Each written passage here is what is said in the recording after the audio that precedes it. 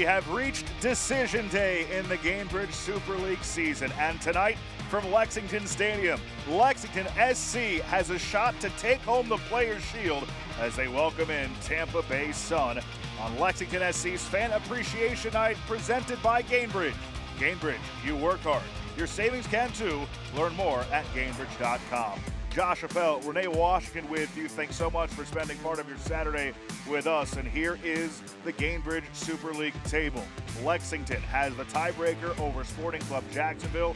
So if Lexington wins and Sporting Club Jacksonville loses later today against Carolina Ascent, it'll be Lexington who takes home the top spot in the Super League regular season.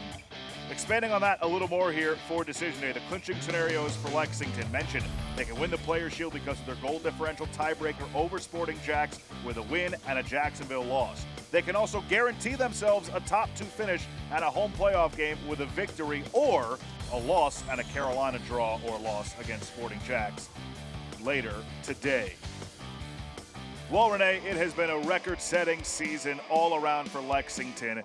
And you got to look no further than the one leading the way, Catherine Berry, front runner for Golden Boot with 16. When you look at how Lexington's been playing to be unbeaten in 7 of their last 8 games, Kat Berry is a big part of that success and the overall success of this season with her 16 goals, 4 assists this season. She's been the key cog in the wheel for them. Consistent, a clinical finisher, has great chemistry with her teammates to help link play and hold balls up. And especially in big moments when needed, Kat Berry has delivered to step up and find the back of the net for this squad. She is the first player in league history with 20 goal contributions in the regular season. Now for the defending champion, Tampa Bay Sun, a season to forget, but they're hoping to finish it off as a spoiler on a high note tonight.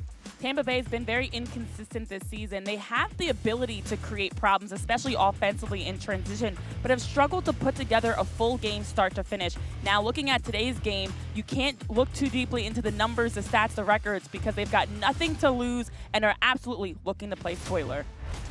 Always have to be on the lookout for the Super League final MVP from a season ago, Sydney Nacello. She leads Tampa Bay with 6 goals on the season.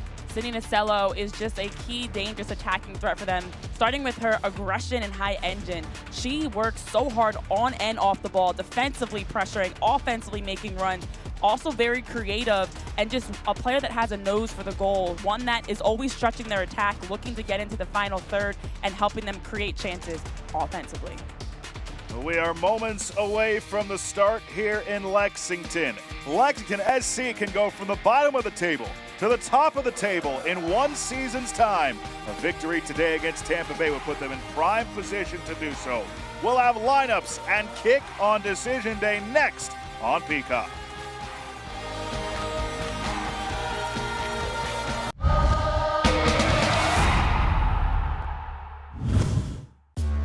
This isn't just a soccer match. It's a movement that brings the city together, brings it to its feet. The noise, Malloy. the energy. 90 minutes where nothing else matters. An absolute starter. It's the year of the horse. Our year. Oh, what a save by Sedley. Be there when it happens. Lexington Sporting Club isn't just a team, it's your club. That's why you need the LSC credit and debit cards only from Commonwealth Credit Union. With your LSC card, you get exclusive discounts on tickets, merch, and get to celebrate your club with every swipe or tap. Show your Lexington Sporting Club pride and gear up with the ultimate fan accessory only from Commonwealth Credit Union. Here, we see you differently. Caitlin Clark, amazing at assists. Gainbridge, the ultimate assist for your savings. But ever since they teamed up, she's taken assisting to a whole new level.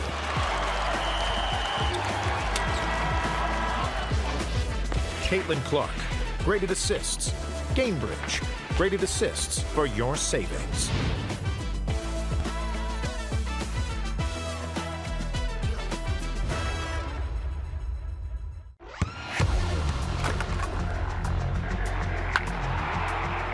We all have goals. But let's be honest, most of us aren't going to be professional athletes. if your goal is to finish your degree, we can help. Come to a university that puts your goals first. Bellevue University, your partner in finishing goals. Welcome back to Lexington Decision Day, moments away from kick. Today's broadcast is presented by Embassy Suites by Hilton Lexington Green. Josh Appel, Renee Washington with you as we take a look at tonight's starting 11s. First for Kosuke Kimura and Lexington. Lexington rolling out the starting 11 they've started with in 4 of their previous 5 matches. It's a 4-3-3 to start. They have their leading scorers, Mackenzie Weiner, Kat Berry, and Sarah Griffith up top. Captain Taylor Almer, one of the 3 playmakers in the midfield, and then Kat Asman in net anchoring the defense. She has started every game and can clinch the Golden Gloves with a shutout in today's match. For Denise Schulte-Brown and Tampa Bay Sun, some of the regulars we're used to in there: Listro, Nasello, McNeil, Chisholm. Liz Beardsley gets the start in goal. Yes, also rolling out in a 4-3-3 to start for Tampa. Captain Jordan Listro in the midfield for them. A couple of changes with Maddie Picorni at outside back on the left side. Faith Weber gets slotted in up top, and they're replacing Victoria Haugen and Carly Giacomo. So we're just about ready for kick.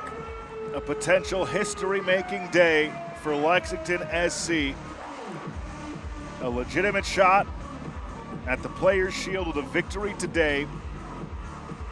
They'll clinch a top 2 seed and a home playoff match with a win, but if Carolina Ascent can beat Sporting Club Jacksonville later tonight, then Lexington would be the 1 seed and earn the Players' Shield. And that's the important thing, Josh.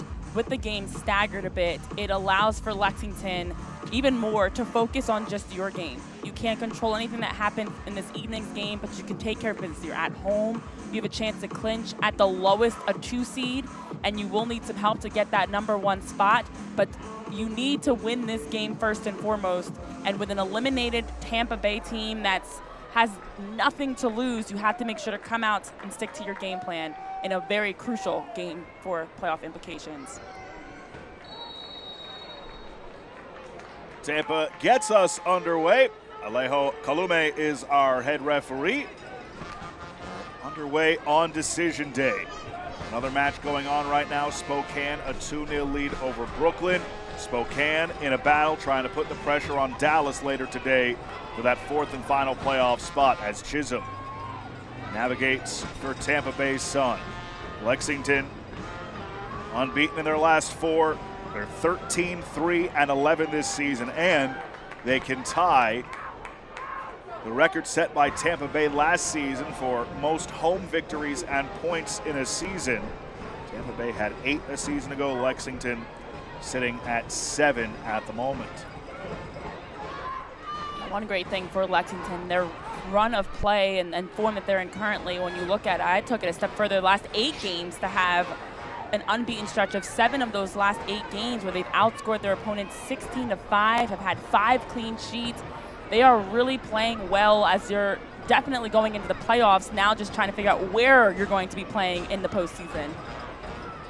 Here's Barry, had a hat trick in the second half. The last time these 2 teams met in April, it was a 4-0 win for Lexington SC in this very stadium. Listro, and that's over the touchline for a throw. Lexington have not lost against non-playoff teams this season. 8 wins, no losses, 8 draws.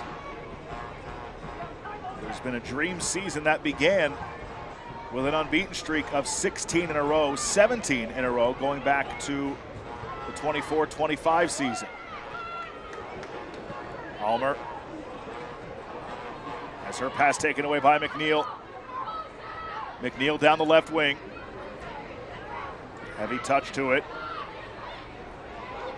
And it's taken away fairly easily. Bourgeois was there.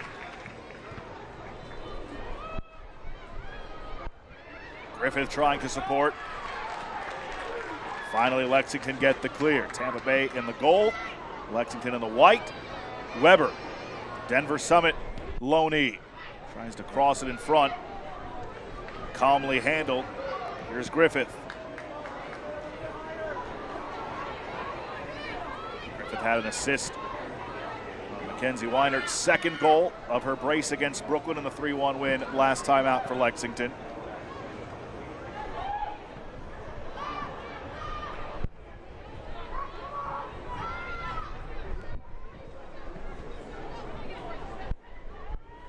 Set.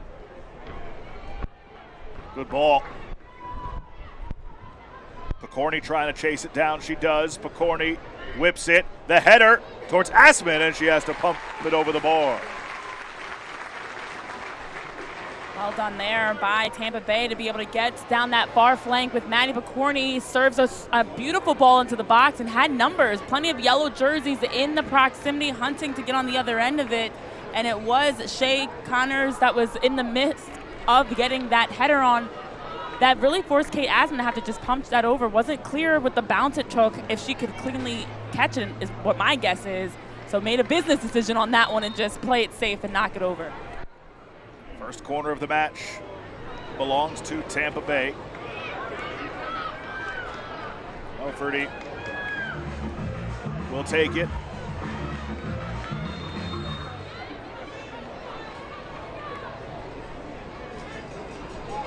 Service comes in.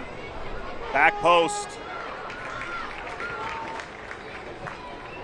It's Barry who got ahead to it. It's whipped back into the area. Cleared away by McCain. Nasello on it though. Nasello tries to play one in. Weber nods it down. And it's Bissett. Launches high over the bar into the second row. Let's get to our keys to the game today, brought to you by Toyota. Well, starting with the home side for Lexington, it's composure to execute their game plan. We've talked about what's at stake. They know what's at stake, and you have to make sure not to get rattled in this one. To stay focused as a team, they talk about completing each play, staying hungry, and looking to score first. For Tampa on the other side, it's high energy and aggression. And honestly, they've been doing that so far, playing hard with nothing to lose. High press, disrupt any flow for Lexington, and just compete to see if you can finish your season on a high note.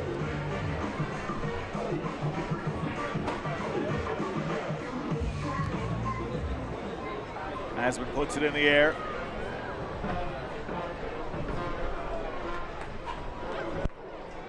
How about this start, Josh? We've talked so much about all the playoff implications, specifically looking at Lexington. But so far, Tampa Bay has been able to generate a header, a corner kick, a shot from distance. We've seen them getting forward, getting numbers forward. They're not going to just sit back and allow Lexington to pick them apart.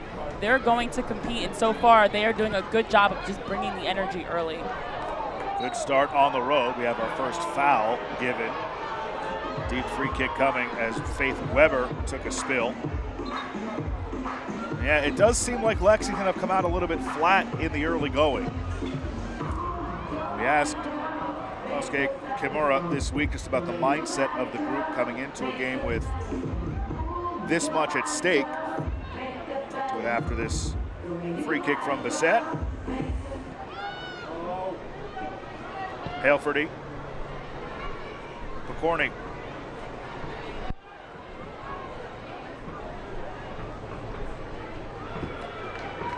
Very able to take away. He said, look, we train the same way no matter what. We focus on ourselves, we play our way.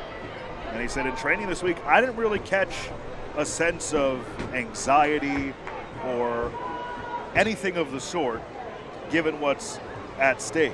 You know, we focus on the little details in practice, but for the most part, this team knows on their own. And it's almost like at times, not all the time, of course, but at times, they can police and coach themselves.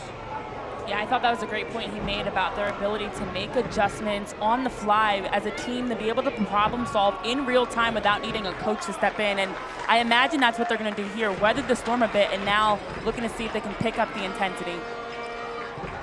From distance, big save by Beardsley. The shot from Mackenzie Weinert, and it'll be the first corner of the match for Lexington coming up. 10 goals this season for Weinert.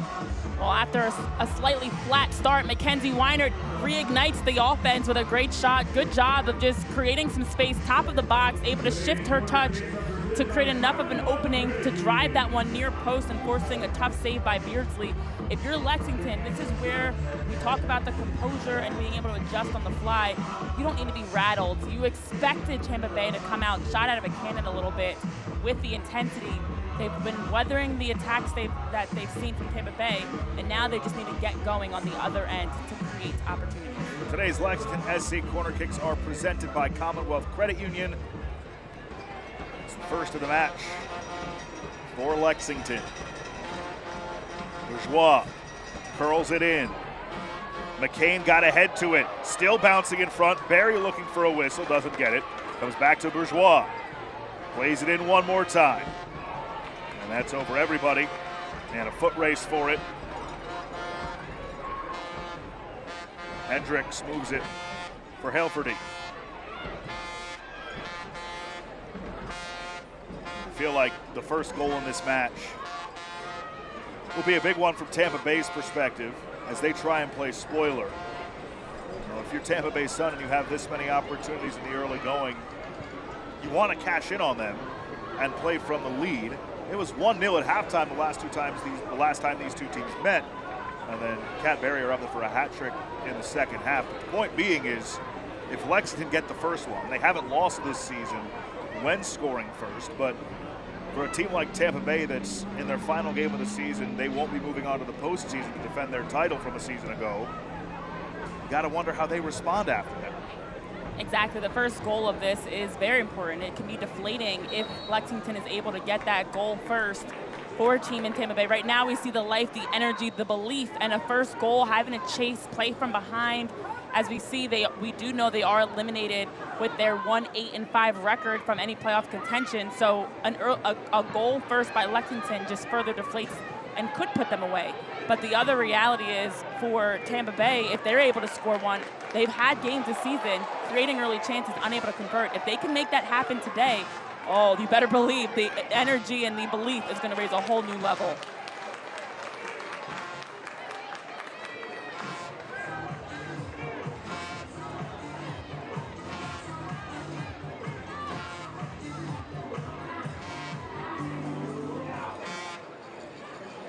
Long throw in.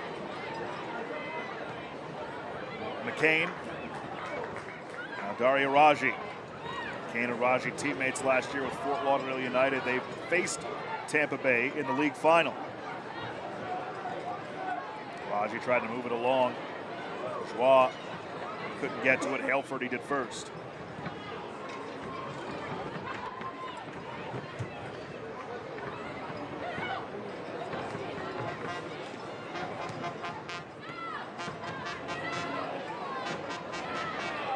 Been a strong first 10.5 minutes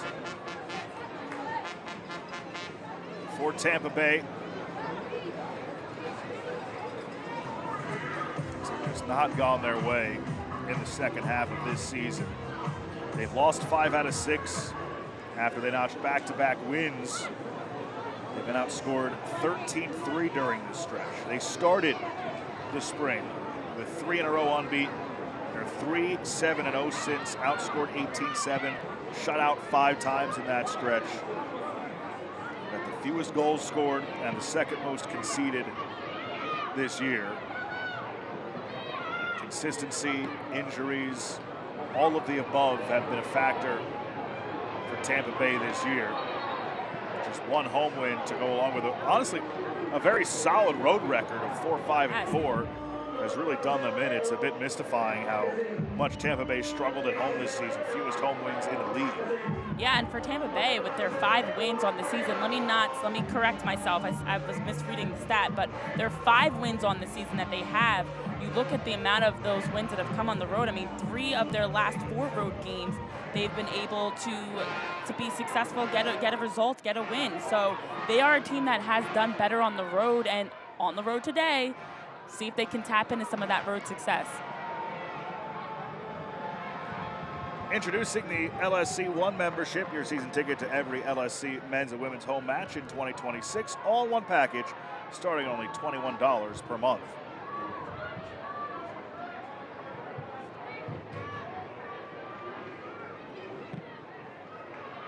Long ball. to no avail for Lexington. Halferty. McNeil, always dangerous on the ball. She's also a former member of Fort Lauderdale United. Stayed in Florida the first 2 seasons of her career in Gainbridge Super League. Over Lexington, they did feel like they started the last game slow as well. That's something head coach Kosuke Kimura mentioned as well. They weren't able to generate chances. They weren't able to really execute the things they've been working on, and then were able to pick things up as the game went on, especially getting into the second half. So you can kind of look at this as another similar start for them, that it's not exactly the ideal start in terms of where the ball's been the majority of this contest to begin, but they've been in this position just as recently as their last game versus Brooklyn. That's going to be a yellow on Halferty. Easy decision for Alejo Colome.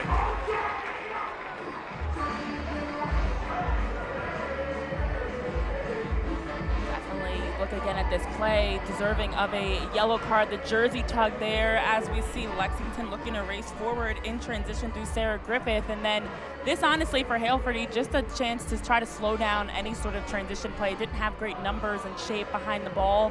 So Anna Halferty just grabbing at the jersey, stopping play, and then having to get issued a yellow card as a result. Given the 2 seasons that Tampa Bay and Lexington have had, it's almost hard to believe that the 4-0 win a few weeks ago was Lexington's first ever victory against Tampa. Now, we know last year how much Lexington struggled, but they invested in this roster, a ton of turnover, new coaching staff, and it really paid off for this group. Bourgeois. McNeil shoves her down. Foul given. Free kick coming. Well, I definitely want to add a point to your comment you just made, but first, looking back at this play, this is now another whistle. We just saw the yellow card issue to Halferty. Now it's McNeil with a push in the back against Bourgeois, who's looking to get end line. Alyssa Bourgeois gets forward and joins into the attack very often down that flank for Lexington as an outside back. Was looking to get around the edge before getting knocked over. So some whistles, some ticky-tack physicality plays just makes me wonder if this game's going to get chippy as it progresses on. Bourgeois takes the free kick. Comes all the way through. 2 Lexington players go down, chased down by Daria Raji. He's on the March team of the month.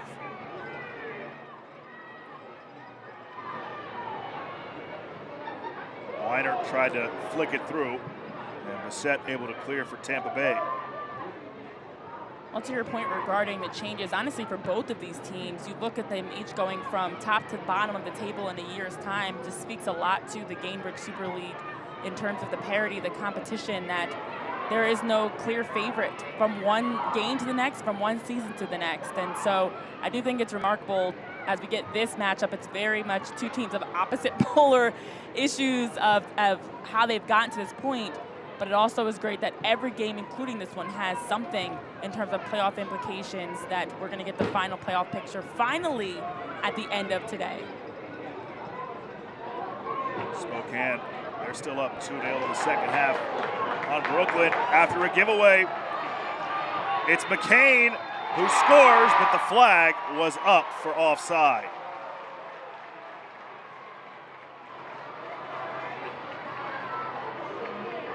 Was very clearly in an offside position with this play by Lexington, able to win the ball. I'm actually surprised that that pass was made initially by Kat Berry. As you look here, you see the pressure, well done there by McCain to get a touch on it, and then is very clearly offside. I actually wonder if Kat Berry could have maybe taken a couple touches, reset, or take the shot herself, knowing that McCain's in an offside position. But she did at least try to play it quickly to see if she can catch McCain while she was still, I guess, relatively onside. Give it away again. Now it's Griffith. Griffith plays it across. The header is wide. And a goal kick coming for Beardsley. Weiner got a head on that this time as well. Cheers to local beer. West 6th Brewing is proud to be the official craft beer of Lexington Sporting Club. Head to west6th.com to visit one of their dynamic tap rooms and learn more about Stadium Ale, the official craft beer of Lexington SC. That's back-to-back chances for Lexington off of just high pressure, forcing turnovers. Shea Connors plays this towards Asman, backed up in the goal. So she was able to keep that out. Would have been a really unfortunate mistake, but the best goalkeepers in the league able to keep her bearings. Well, Josh, that's a couple of just strange plays back-to-back, actually. That one for Kat Asman, her right foot was behind the goal line, but as you mentioned, the ball was not. So just a very heads-up play to make sure that she kept the ball from going in the net. Right now, we're seeing both teams having some mistakes, some breakdowns. Weiner tracks this down with Hendricks right in front of her.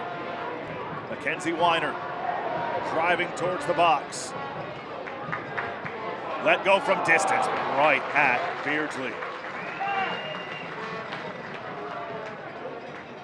McCain with that try. Things are definitely opening up offensively in this game. It felt like in the beginning a bit slower, more compact, reserved, and we're seeing aggressive chances to get forward. The pressure stepped up. Look at Lexington's line right now. Their front three pressuring a lot more closely. And that's resulted in some good chances. Good challenge by Bourgeois. She's slow to get up. She's on her feet now. McNeil coming full speed at her. Risky play, but it paid off for her. Yeah, and also we saw her go down moments ago in that right corner. So a couple of spills for Alyssa Bourgeois, just some tough hits early on. Pretty close back-to-back time frames too.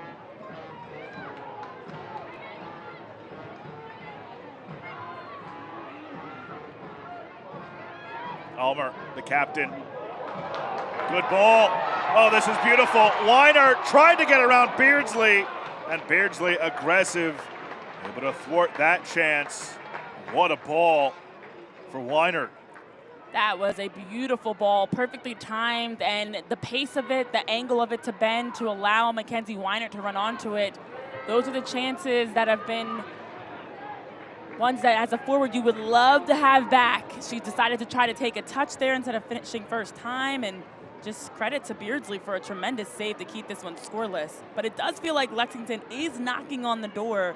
We've seen much more from them offensively. Take a look at this again. That's a beautiful ball by Taylor Ulmer. The pace, the weight of that pass, and then there Mackenzie Weiner had pressure on her back, decided to try to take that touch towards the right around Beardsley, and just heads up, well done by Elizabeth Beardsley to cut down the angle and get all ball, not foul, and keep this a 0-0 game. It almost feels like because of the season that Kat Berry is having, that Mackenzie Weiner kind of flies under the radar a bit. She only scored 3 goals last year for Spokane and has erupted for 10 this season. Tied for 4th in the league. She is absolutely the Robin to Kat Berry's Batman. Look out here, Halfordy all the way in. Halfordy! Asman makes the save, but it's out for a corner to Tampa Bay. How about the attack we're seeing from Tampa Bay right now? They are fully pressuring by just the aggression to get forward. This time it's Halfordy again, just off the dribble, cutting through a number of Lexington defenders. No one fully able to step and close down and keep her from getting that shot that she was able to drive near post. We've seen Kat Asman have a couple of those now where she's forced to punch it up to herself or try to punch it out of danger with the pace and the proximity of the shot.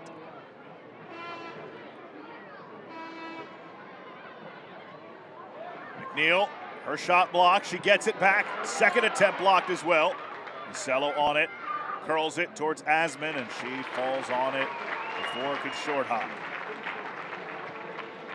Well, I know I previously mentioned it feels like Lexington's starting to knock on the door. I think we're just feeling as if it's closer to a goal in general because don't overlook Tampa Bay. They absolutely have been generating some strong looks on frame. And right now, in terms of shots, 4-3 in favor of Lexington.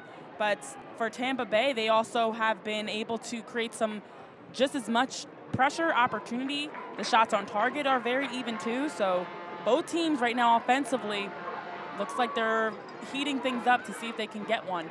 Halfway through this first half, taken away. Halferty in transition now for Tampa Bay. Halferty trying to swing it wide, and it was intercepted. It started the other way by Lexington. Well, the tricky thing for a team like Lexington in this situation, the longer this game goes scoreless, the longer Tampa Bay is able to hang around, the belief, the confidence stays high, and it actually makes it more difficult to get a result. You have to put a team in Tampa Bay situation away early because you just don't want them to even believe they have a chance of playing spoiler today.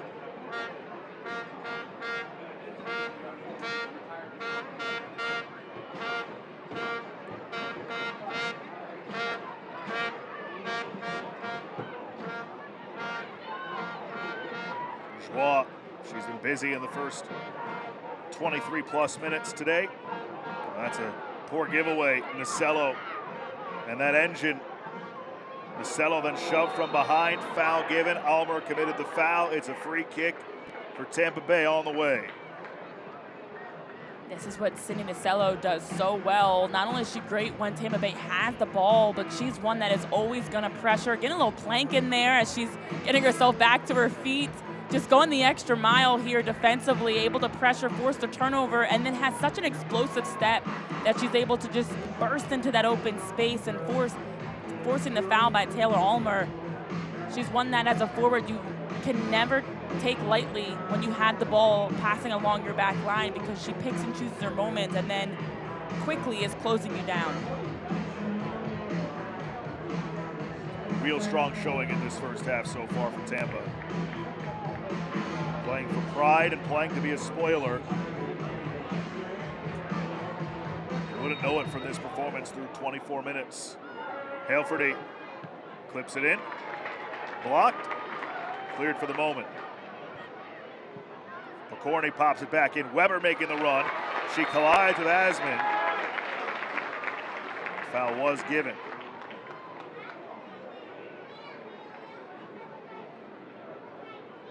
Kat Asman has had to do a lot in this early going, off her line on services, saving shots, seeing corner kicks.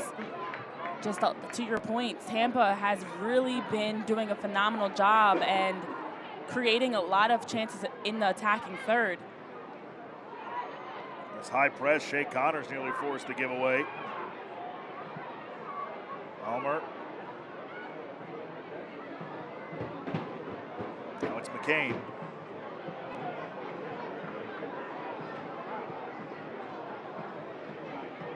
I think the key for Tampa, they're just doing a good job of being very disciplined defensively to make sure they're stepping as a unit, closing down passing lanes, cutting down the angle, and then disrupting as Lexington is looking to build up the field. And for the Sun, you do want to make this an ugly game if you can by making it difficult for Lexington to get any rhythm going, possession sequences going, and right now they've been doing a good job of that. Sarah Griffith, 9 goal contributions this season. Hendricks after it for Tampa Bay. Gives to Beardsley.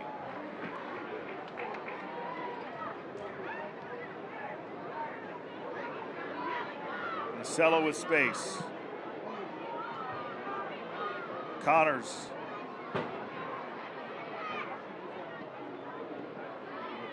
Blocked and taken by Pantuso, who's been an excellent addition to this back line this season for Lexington. Iron Woman last year with Brooklyn FC. She's played the second most minutes in league history. Amber Wisner of Dallas, who later tonight will be playing in her final regular season match as a professional. And she's hoping that it isn't her final match period. Pressure will be on Dallas later as Spokane have a 2-0 lead over Brooklyn, to temporarily put Spokane into that 4th playoff spot. Entering Dallas's match tonight with Fort Lauderdale. It's the day of scoreboard watching, not for the players, for us as broadcasters and for the fans and coaching staff, because so much that's still up in the air for what this final playoff picture will look like. Cornet is a former player. Get to it in a moment. Wider, excellent play to get around Chisholm. McCorney over there to support. Chisholm then rides Weinert down, but it's let go. No whistle comes. I know that Lexington, according to their coach, Yosuke Kimura, said that they didn't really have an issue, at least in training, blocking out what's at stake, but you feel like as a player it's only natural to think about what's on the line. It is, because no matter how much you say you're not going to think about it, it's hard to ignore the fact that there's a player shield and even a 2-seed up for grabs today. Is this the first opportunity for a goal? Just trickles wide. It is out for a goal kick. Well, a nice slotted pass in to be able to find Mackenzie Weinert, who just curls her run in behind and then looking to drive that one across. Nobody finishing their run in the box on the other end of it to follow up. A good look by Weinert, who we've been seeing down that left flank. We talked about her earlier as one of the leading scorers of this team, coming off of her first brace of this season with the 2 goals she had last outing versus Brooklyn. And she has the ability in tight spaces to create. But I think to your point earlier, Josh, not only is it hard to ignore the fact, but the longer the game goes scoreless, the more times you maybe have a player mistake that doesn't go your way. Now you do find yourself kind of overthinking every little detail of it being costly. So I think that's another part Lexington has to kind of put in the rearview mirror, short-term memory, when they have a mistake or a giveaway, to focus on the next play.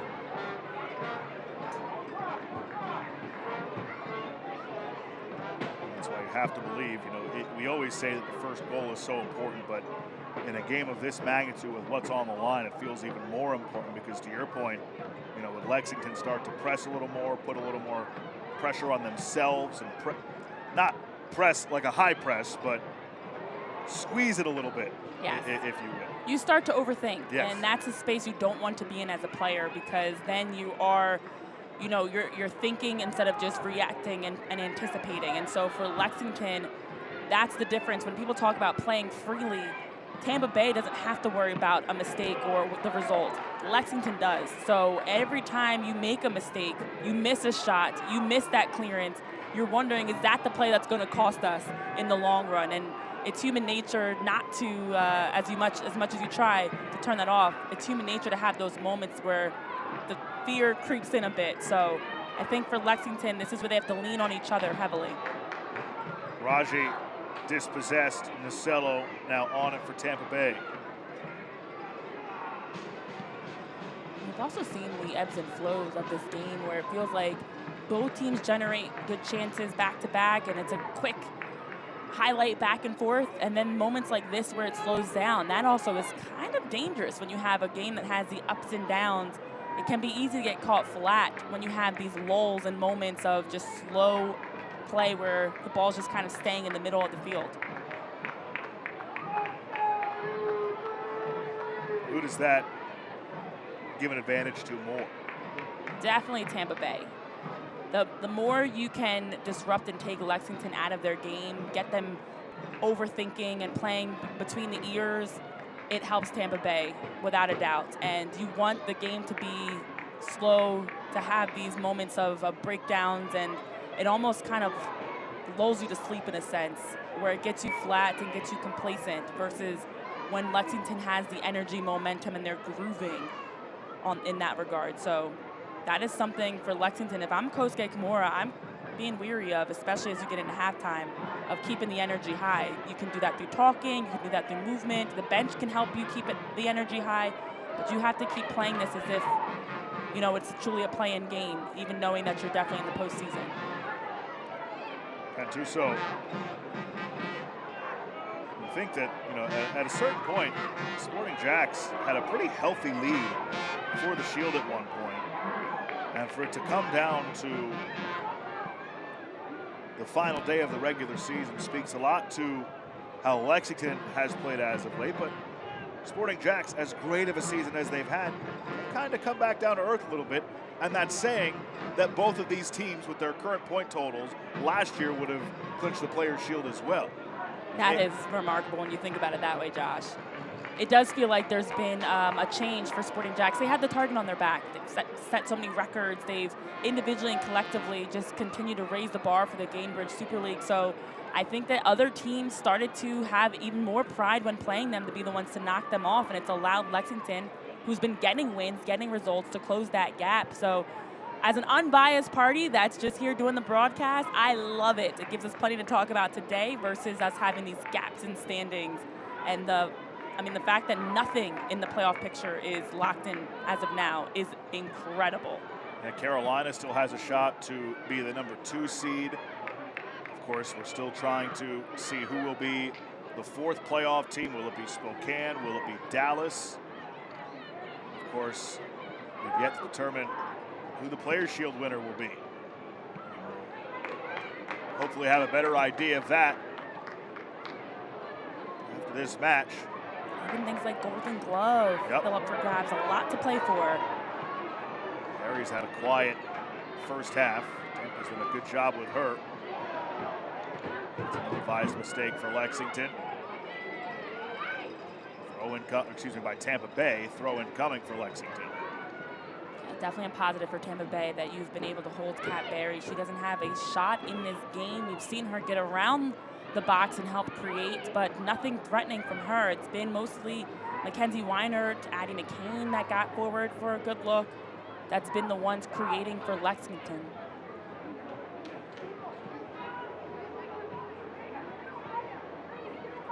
Lexington, the 2nd most goals in the league, fewest goals conceded.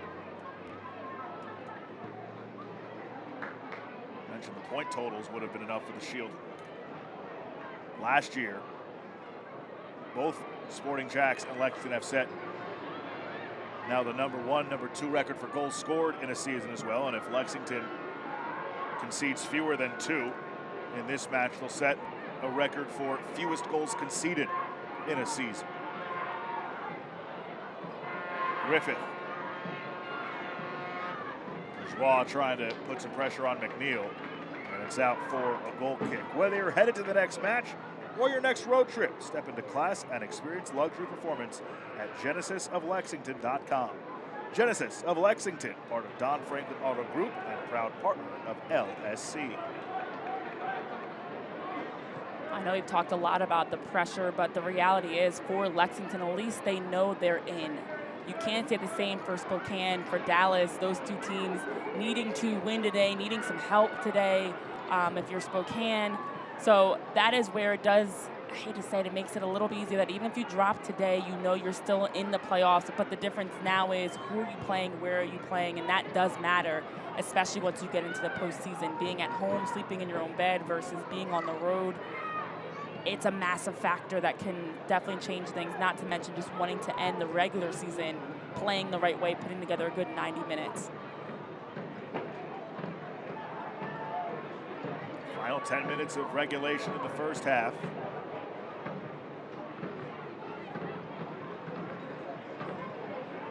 A slower pace to this first half for the most part. Strong touch there from McCain.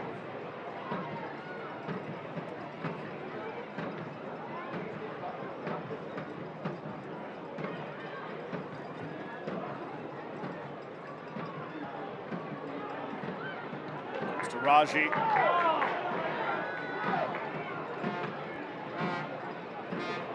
Bourgeois.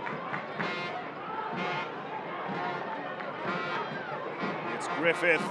Curled in. McCain was there.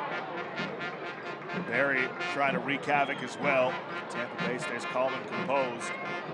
No opportunity comes off of that. Raji back on it though for Lexington. Tampa Bay is getting very compact defensively, doing a good job getting 8, 9 players behind the ball at times, just dropping in a lot of yellow jerseys that are in essentially behind the ball, and also just keeping a very tight line, making it difficult for Lexington to penetrate and break those lines of pressure. So I think that's something that they've been executing well in terms of their defensive shape, that they have been keeping everything in front of them, limiting Lexington's ability to really break them down. McNeil. Listro, the captain.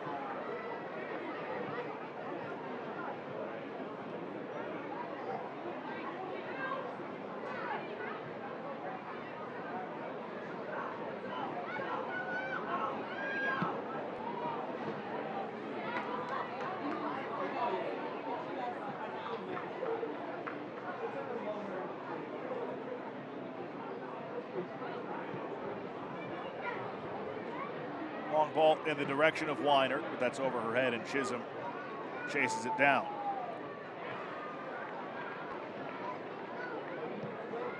Continue to just have these moments that things drop off and are a bit slower. You don't hear a lot of chatter. You don't see a lot of, in terms of energy. Bourgeois trying to create something before the end of the half. McNeil watches her. Bourgeois. Good defending by McNeil. It will be a corner kick, though. Lexington SC corner kicks are presented by Commonwealth Credit Union. This is just the second corner of the match for Lexington. Another collision for Bourgeois in this first half. And that is what she does so well in terms of getting up the field. She's an outside back, but so aggressive and offensive-minded, and a great 1v1 attacker, just like she's able to defend so well, to get forward and join in, getting end-line services, creating corners for them. So definitely another player they can look to build off of as they're trying to ignite some more energy into their attack. Bourgeois will take the outswinger. Into the mixer it comes, punched away by Beardsley. Almer, the captain, chases it down, pops it back in, waiting on the header, McCain! How did that not go? Another beautiful feed by Taylor Almer, able to do a good job of controlling that first touch to give her time to see her options, and then picked out her teammate perfectly, and Addie McCain drops it well into the top of the six. There were a few players there on the other end of that service, and McCain nearly able to head that one on frame. Nice distribution that we've been seeing this half from Taylor Almer. Another almost opportunity for Lexington.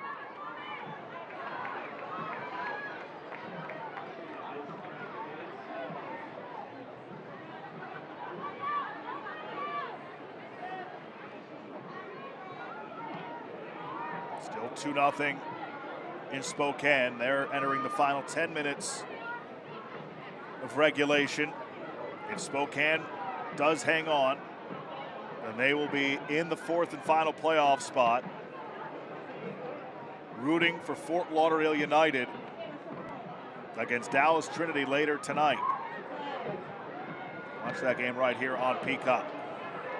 Sporting Jacks watching this one closely, as are Carolina Ascent. They're rooting for a Tampa Bay victory. Both of them are. In one sense, it would clinch the Players' Shield for Sporting Jacks. And then the other, Carolina, if they beat Sporting Jacks tonight, they would clinch the 2 seed. Well, it would be something to be Lexington and go from a golden opportunity at the Players' Shield to not even having a home playoff game, and those are two scenarios that are certainly possible on decision day.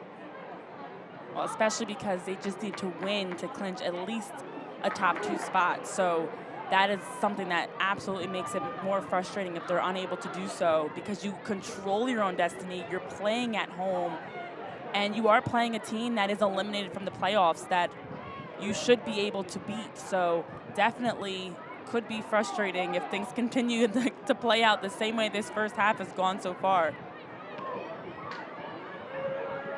Helferty. Chisholm for Listro. A line drive off of Faith Weber. Faith Weber, not sure really what she could have done with that. A tough one to handle for sure. We've seen for Tampa Bay, their offense has really been sparked when they're in transition. Toward the end line, Shay Connors tried to earn a corner unsuccessfully. It's a goal kick for Kat Asman, who has started every game this season, second in the league in saves. Fewest goals allowed, best goals against average, tied for first in clean sheets. She stopped 2 pens this year. The loanee from Orlando Pride. So maybe the front runner, or at least have a great case. Goalkeeper of the year. I know the head coach Kosuke Kimura was mentioning they want to see if they can help her lock in that golden glove and just with all the hard work she's done, and it's really a testament to their team as a whole defensively, what they've been able to consistently do in minimizing not only goals, but a lot of chances for their opponents. So they want to see that also play out with her getting the hardware. Another thing to play for today, your team and your teammate.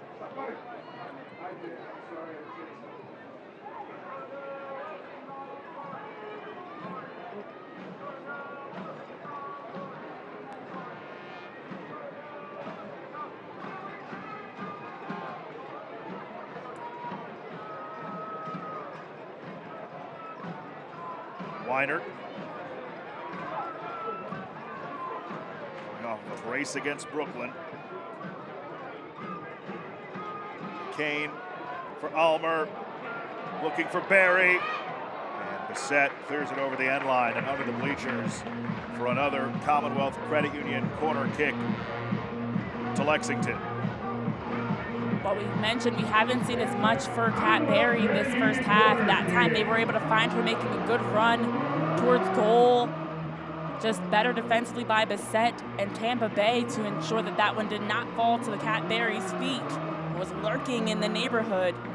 If you're Lexington with Alyssa Bourgeois setting up this corner, who takes the majority of their corner kicks, time winding down, you see them talking things over with her and Weinert. This is probably that chance if you really want to execute, punch one home as you're heading into the halftime break.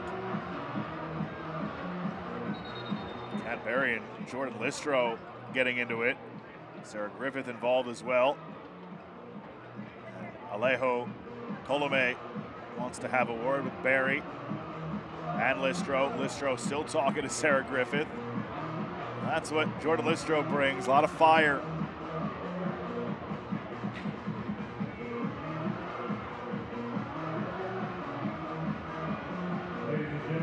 Good job diffusing the situation there. 1 minute of added time. As the corner is low for Weinert. Turns Nacello around. Weinert goes down. Alejo Colome lets that go. Ooh, and again, remember Mackenzie Weinert and Alyssa Bourgeois were talking about what they were going to do. Little creativity, nearly was able to draw a penalty kick as they thought they should have had one. Tampa Bay coming the other way in transition. It's Chisholm leaving it wide for Connors. Connors with the cross and no chance, that's into the seats. Good catch though by a fan. Let's check that look from Weinert one more time. As this one goes into Mackenzie Weinert, she curls here around Sydney Nacello, and then here comes that right arm by Nacello. Does grab there. That is not shoulder to shoulder. That is a foul, in my opinion. Should have been a penalty kick as Sydney Nacello does grab with that right arm. Risky move. Oof. Close one. That is the final action of this first half. You have to imagine Kosuke Kimura is wondering the same why Mackenzie Weinert wasn't awarded a foul in the box. But if you're the visitors, Tampa Bay trying to play spoiler, a very good first half. If you're Lexington, a couple of chances, but maybe you want a little bit more from that first half. Absolutely would want more, not only for this game, but as you're looking ahead towards the postseason, whereas Tampa Bay came out with the energy, the intensity, and did a good job of just competing the entire first half. Joined now by Lexington captain Taylor Almer. And Taylor, what did Tampa Bay do in that first half? It seemed like the pace was a little bit slowed down. Were they doing something differently for you guys? Honestly, I think they were just sitting off and not really pressing us, and that's something necessarily we weren't expecting, but on us, that's just an awareness to recognize that and just kind of be a little more patient on the ball, because if they're just going to sit off of us, we might as well enjoy the ball as much as possible. Taylor, I'm curious on the other side, offensively, you had a couple of great passes forward. You guys created some strong chances. What more do you want to see from your team in the second half to see if you can break through offensively?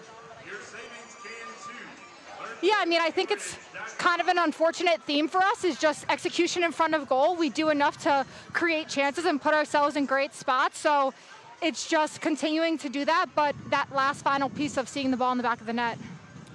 Taylor, thanks so much for your time. Good luck in the second half. Thank you. That's Taylor Almer, the captain for Lexington. 0-0 at the half on decision day in the 25-26 season. Still lots to be decided and lots to come at the half. Back after this on Peacock.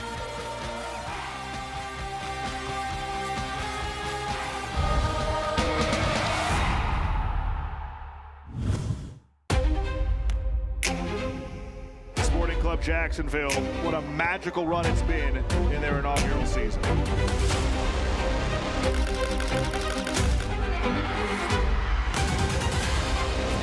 Unbelievable! Lexington have doubled! Carolina ascent on top. Tremendous team goal for Power FC. Spokane on the scoreboard in a very important game for playoff positioning.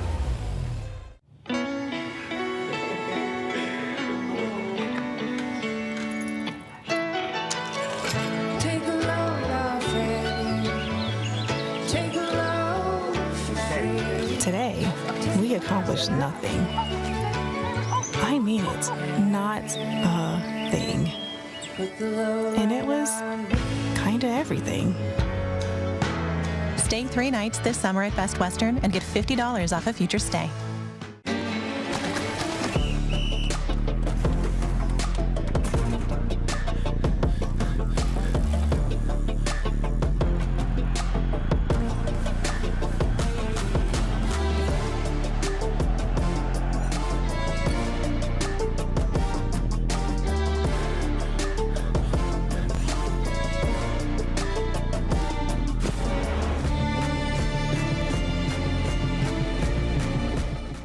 Lexington, start your engines. It's match day.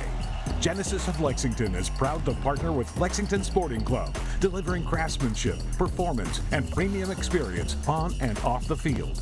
From kickoff to final whistle, we're investing back in the community that fuels this club. Ready to make your next move? Step into class and experience luxury evolve at genesisoflexington.com. Genesis of Lexington. Drive the difference.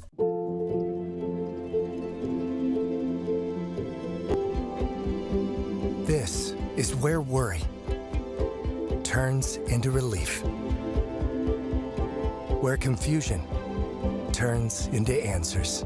This is where your family can turn to the experts for the big things and the little things. Extraordinary care is right here. UK Healthcare, the power of advanced medicine. This isn't just a soccer match.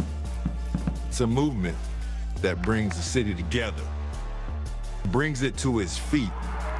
The noise, Malloy, the energy.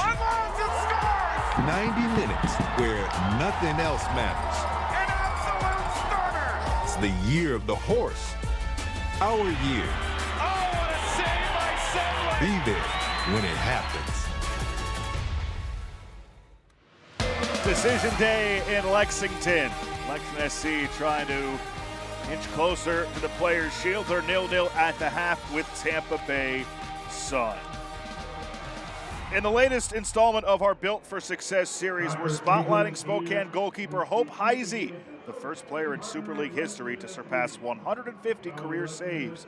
Here's a preview of why, even in the middle of a historic season, she believes there's still more to accomplish. As a goalkeeper, you can't, chase the game. The game comes to you. Denied by Hope Heisey. Hope is a great goalkeeper. I'm going to say she is the best goalkeeper in the Gainbridge Super League. My dad was a professional baseball player. My encouragement to her each and every day, you can't control the circumstances. Just go out there and grind. In the Gainbridge Super League table, just one playoff spot left. We are in playoff mode. Can we play quicker? Can we work to get a man higher? Zierenberg with the left foot. What a strike! I'm super proud to be part of the Gainbridge Super League because it brings communities like this together.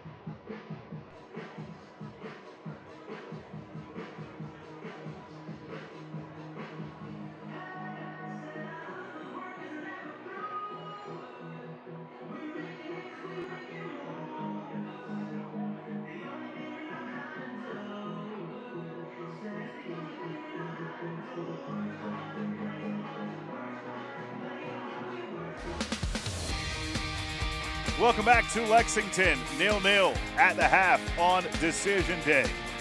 Tampa Bay trying to play spoiler. Lexington trying to put the pressure on Sporting Jacks later this afternoon as we take a look back at our first half highlights. Renee, some half chances, but nothing able to be cashed in on.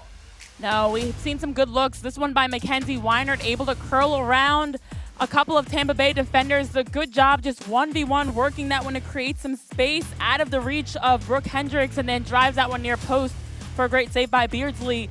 And then as the half wore on, it was the defensive side that opened things up. Kat Berry able to recover this one, feeds it into Addie McCain, who's in an offside position. That goal was called back. No goal, as McCain is offside when she receives this one. But the defensive pressure by Lexington just creating a turnover and near chance for them offensively. But Tampa Bay had a number of opportunities themselves too as they were getting forward, and it really came through a player like Anna Halefordy off the dribble, just slicing through Lexington's defense, able to create a near post opportunity. Starts by winning that 50-50, then off to the races Halefordy went, drives that one near post, and Kat Asman, one of many saves she had to make in this first half. So here are our stats at the half. Shots about even. Tampa Bay, the advantage in shots on target possession, heavily in favor of Lexington, but they haven't been able to turn that possession into any real threats. The XG for Tampa Bay higher at the half than Lexington's. And that's the key. Right now, we have seen it pretty even in terms of created chances. Neither has been able to have consistent momentum. As you look at the corners, everything just very even, locked in. So now it's a matter of who can turn that possession and those chances into stronger chances and possibly a goal. In just a moment, we'll have second half action from Lexington Stadium. Lexington SC trying to close in on the Players' Shield. They need a win and some goals in the second half.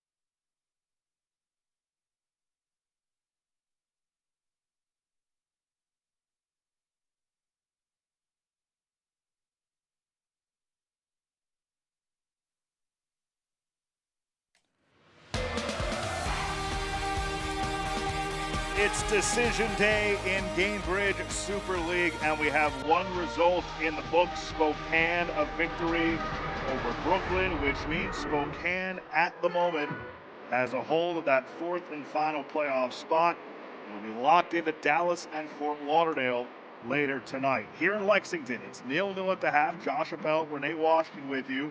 Lexington can either be the 1 seed or the 3 seed when it's all said and done.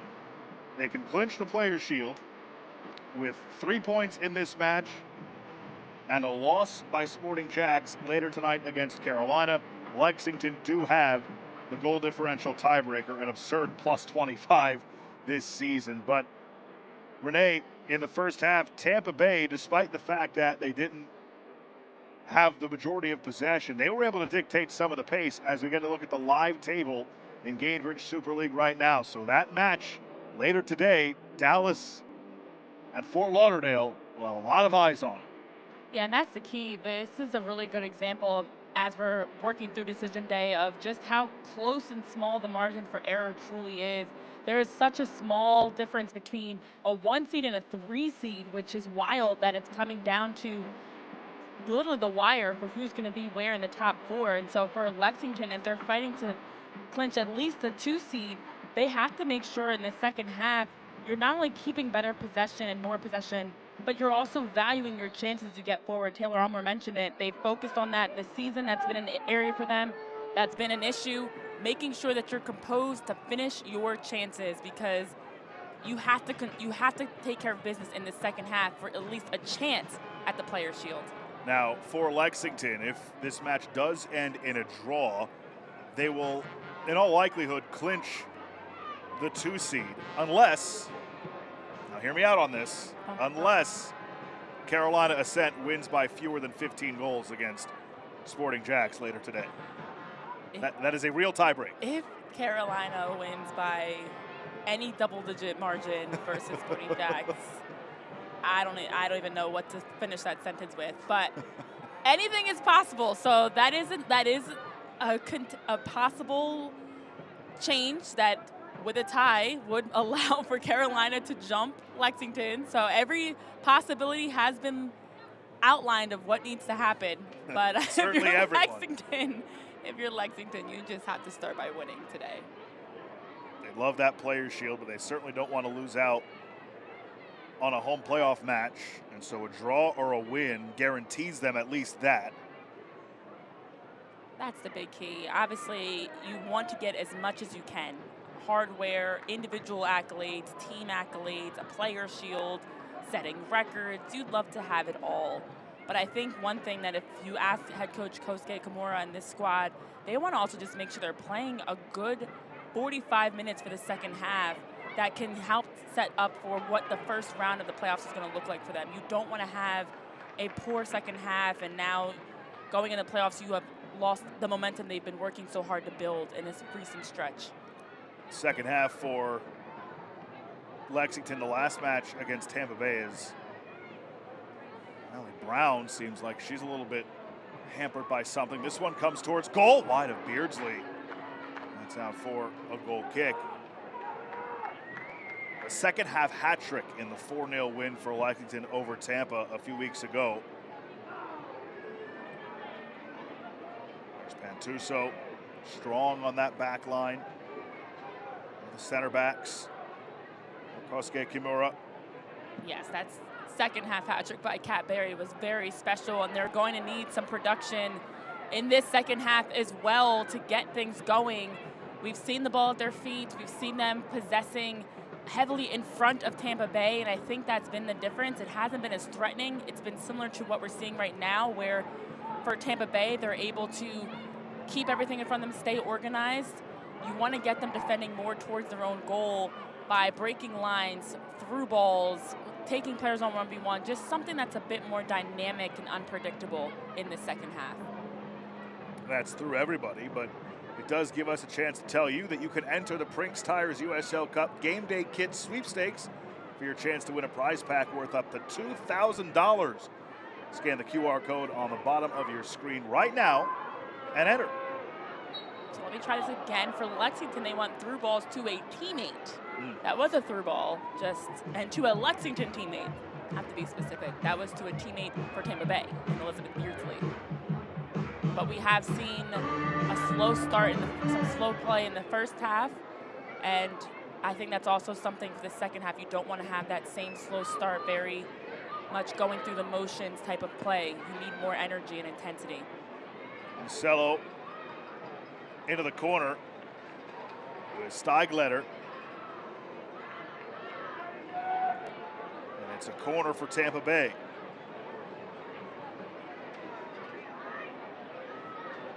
For the Sun, obviously not playing for a playoff spot, but you're not going to have this group again. And every season, a new team, a new group, players, and roster moves happen and things change. So you're playing to make sure you can leave out with this group on a positive note, on a good brand of Tampa Bay soccer. Halferty plays it towards the back post. Good ball. Chisholm tried to rise up. Get to it, but it sailed over her head and out for a throw-in for Lexington. Hometown fans, why go far when the best stay is right here at home? Embassy Suites Lexington Green is your go-to spot for a weekend staycation, a night out, hosting meetings and events, or out-of-town friends. Local, loyal, and always game day ready.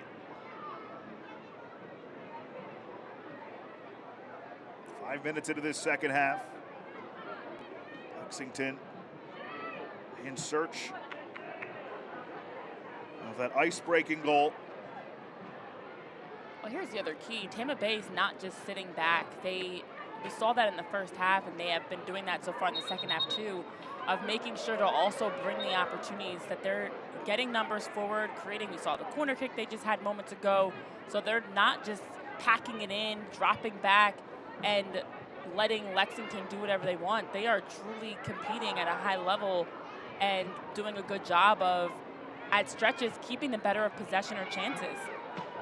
They are certainly putting forth the effort of a team that wants to, despite being eliminated from the postseason, finish on a positive note as a spoiler and putting their best foot forward in their final showing of the 25-26 season.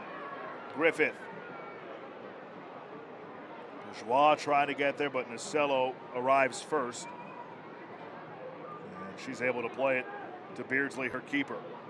And that's something I know I alluded to it even in the open of this game.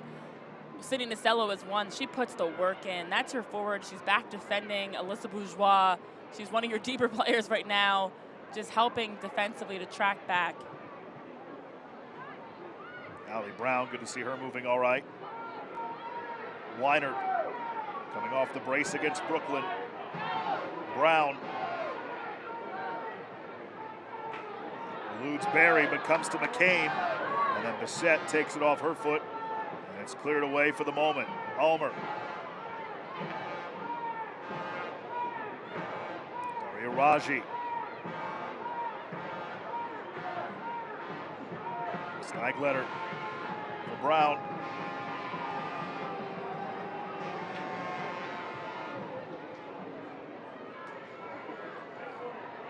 That quick movement needed. Raji from distance. And that whistles wide. Ambitious attempt. Maybe it's some aggressiveness of that nature that can, I don't want to say wake up, but wake Lexington up a bit. Absolutely, and I was just going to say no one is really moving for Daria Raji, so she just took it herself. And also, nobody truly stepped for Tampa Bay to close her down. As you see her urging her teammates on, with her dribbling towards goal, no one steps to close her down. No one's moving, so why not take it yourself? And I think Lexington is going to need more of players just kind of making plays, whether it's the movement off the ball, talking them through it, whatever it may be, to really get that consistent energy that they're looking for. I know I keep stressing the energy, but it's not a technical or a tactical thing. It's just raising the intensity to want it more. Nistro's got to be careful. Remember, she was mixing it up earlier. Now Weinert having a word with referee Alejo Colume.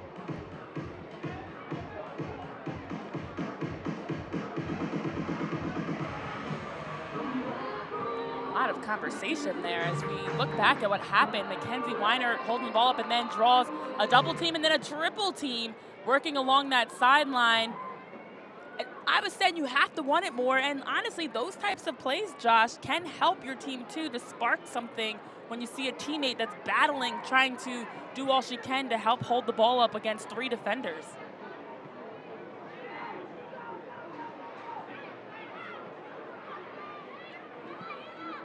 Almer, it's out of the reach of everybody. It just seems like the connectivity is just not there in these first 54 minutes of this match for Lexington. Yeah, and that is very unfortunate for a team that's headed to the postseason, as this is, you think of the final game of the regular season as a tune-up, a chance to make sure you're healthy and kind of crossing the T's, dotting the I's. A late whistle and a foul given and a free kick coming. I think McCorney can't believe it. Well, this is also a play that sets up Lexington in a really dangerous position. As you look at that, I think I'm with Maddie McCorney on that one. It did look like just shoulder to shoulder. There was no arm extension or anything. Both just going for the 50-50 ball. Very surprising that is called a foul, but does give Lexington a chance with this set piece from a dangerous space just outside of the corner of the 18. Carly Jamona will come on. Faith Weber, Tampa Bay.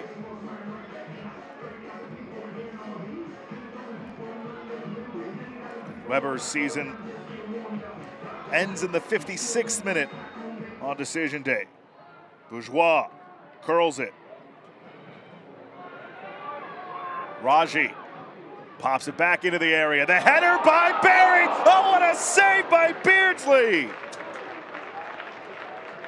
Out for a Commonwealth Credit Union corner, but Beardsley with an unreal stop. And well done here to recycle their runs off of the service by Daria Raji, and then Kat Berry just gets on the other end of it. You see here Lexington just has numbers in around the 6, and it's Kat Berry. We've seen her finishing in a number of ways this season. That time nearly able to finish with a header that forced a remarkable save by Elizabeth Beardsley.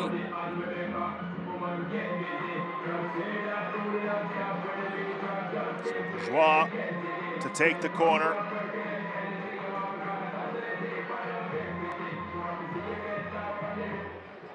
The outswinger. Tampa got to it first. Not out of the woods, Weinert. Bourgeois working on McNeil. Connors comes to support. And it's another Commonwealth Credit Union corner kick on the way. Well, with the way this game has been going, we've seen the ups and downs, and when it's kind of rains, it pours. Opportunities are coming in flurries of multiples. So we saw a near header by Kat Berry. We saw even a shot from distance by Daria Raji moments before. Third time's a charm possibly for Lexington if they can get a third chance here and see if you can strike one home. Bourgeois delivers in, more like delivers out. And it's a goal kick. Or strike one out of bounds. Unfortunate ending to that, as it felt like things were mounting towards another on-goal look for Lexington. And I'm not going to say I jinxed them as much as it's just been one of those kinds of games that it's been very inconsistent for Lexington.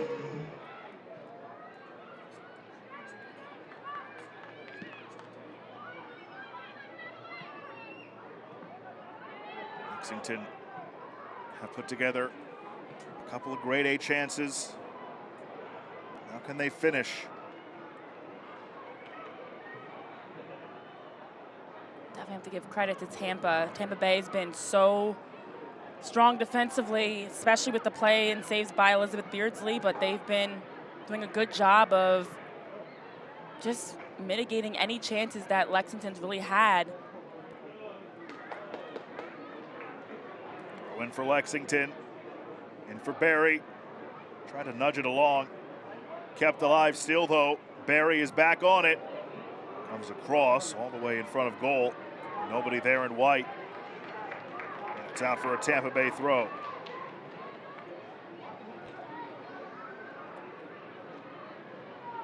Definitely seems a bit disconnected up top for Lexington. Would love to see them anticipating better, being more proactive with their off-ball movements to create options, especially in the attacking third.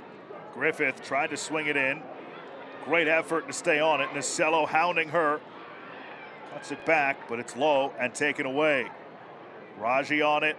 Now McCain, back heel for Barry. Now it's Ulmer. Ulmer with the left foot, plays it across. McCain rockets it high. Everything but the finish.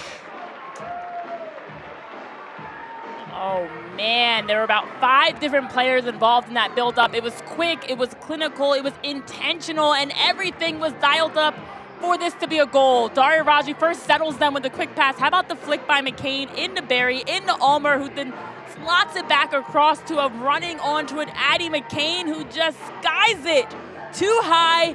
You have to think if that one's on frame at all, we could be looking at a 1-0 game with just the pace and how quick that developed. So that's more of what Lexington has been doing all season that shows well. Can they build off of that and continue to create those types of chances? McCain has scored just 1 goal in the spring. It came in the 2-1 victory over Sporting Jacks in late April. She has 8 on the season, but 7 came in the fall. Addie McCain definitely has had some strong looks this game. We've seen her getting into the attack much more. 3 shots that she's had, they've been good shots, point blank positioning from her runs out of the midfield. Kane runs over Chisholm, play continues, now the foul given.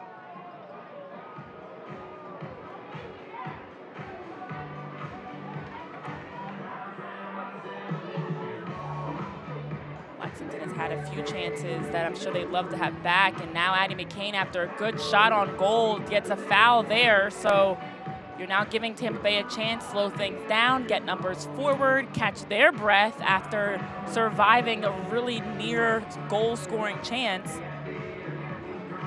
It's unfortunate to foul there.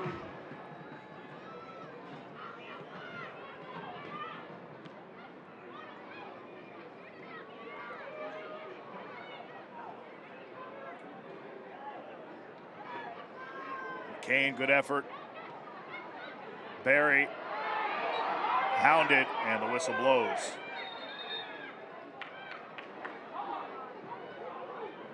All right, so here's why we're still 0-0. This Beardsley, moments ago, this diving save kept us scoreless on the league's Golden Boot leader, Kat Barry. Scored a hat trick against Tampa Bay a few weeks ago. Beardsley's had some great saves in this contest. McCain stayed in, and the result, regardless of whether or not it did, will be a goal kick or an opportunity for Beardsley to play it. That's through Listro and recovered by Brown.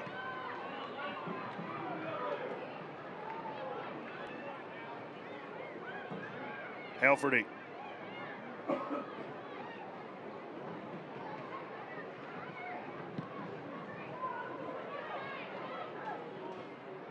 Looking for Connors. Connors tracks it down and controls. Shea Connors. Picorni wants it. The shot from distance from Jamona. And Asman dives on it. Lexington Sporting Club is thrilled to offer Lil Kickers, a nationally acclaimed youth soccer program built for ages 18 months to 9 years. Sessions are now live. Sign up at lexsporting.com/youth. Well, Tampa Bay, this half especially, has been a bit more defensive, and we've seen with them dropping so many numbers back. Even on that last chance getting forward with Shea Connors, didn't have a lot of options. It took a moment for Carly Jamona and Cindy Nasello to join into the attack with her. Weinert making the run through the middle, but that I think was heading in her direction was blocked, and McNeil is on it.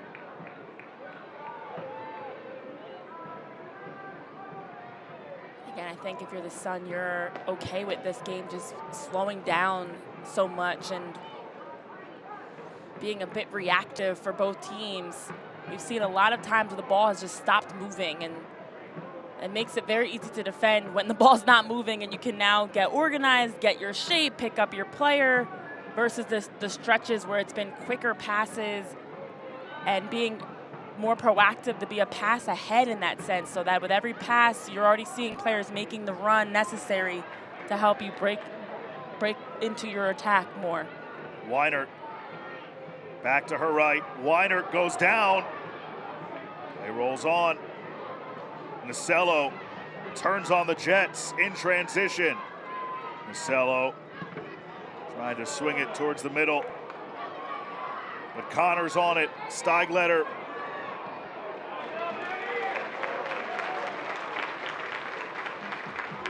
rolls out. Well, that was a 3v6 attack for Tampa Bay in transition with Sydney Nasello, Shay Connors getting forward, Carly Jamona joining them.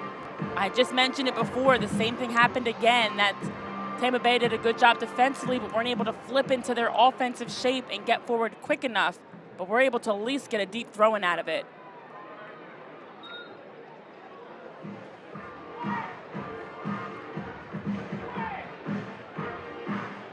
They're going to throw in and a corner kick out of it. You have to be pleased with this effort by the Sun. It makes something out of nothing.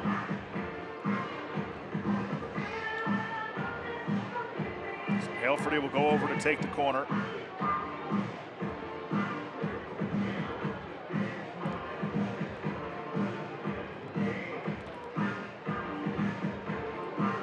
"65 minutes in the books." Towards the near post, flicked up in the air. It's on top of goal. And that was deflected by Lexington. So another corner on the way.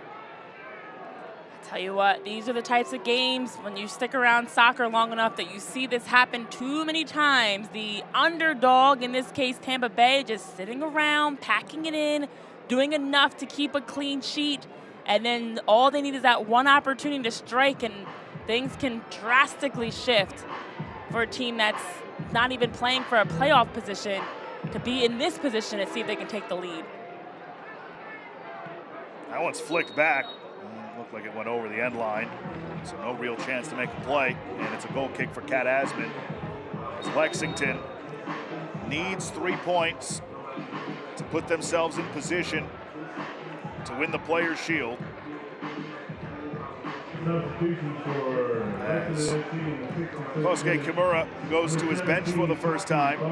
Daria Raji's afternoon is over. Tati Fung will come on to replace her.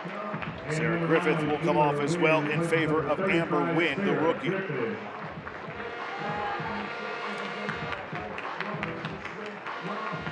For Lexington, they came into today proudly able to say they are fully healthy, everyone available, and you want to keep it that way, of course. So I do think it does feel like this game's dragging a bit in terms of players looking a little bit more flat-footed at times, getting caught ball watching, so to get some fresh legs in, see if you can raise the intensity, but also you just want to keep your team as close to being healthy and ready come playoff time.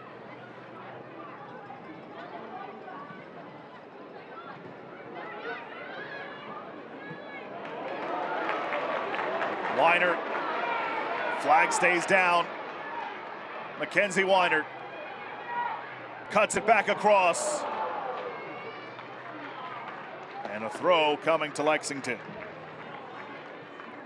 Great deep pass into Mackenzie Weinert, who's able to track that down and keep it alive to start attacking end line towards goal. Had numbers and options. Well done by Weinert. Barry tried to backheel for Weinert. Nasello wanted a foul. Let's let go.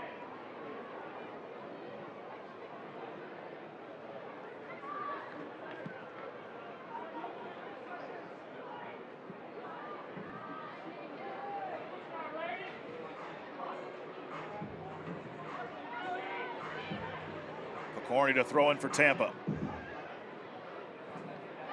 Again, Spokane have already won today, so they are temporarily in that fourth and final playoff spot, awaiting the result of Dallas and Fort Lauderdale later tonight. Sporting Jackson, Carolina, also They kick off in about a half an hour.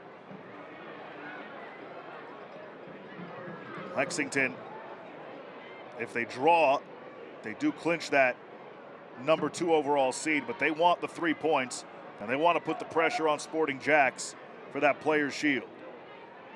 They would finish level in points with 53 if Jacksonville lose and Lexington win. Lexington will have the tiebreak on goal differential. Picorni. Yeah, not only the Players' Shield, but a home field playoff game is so important to try to see if you can lock that in, especially with just the fact that it's single elimination. Anything can happen. You want to make sure you're at home and taken care of to be able to control the little details you can control, like playing in your familiar field.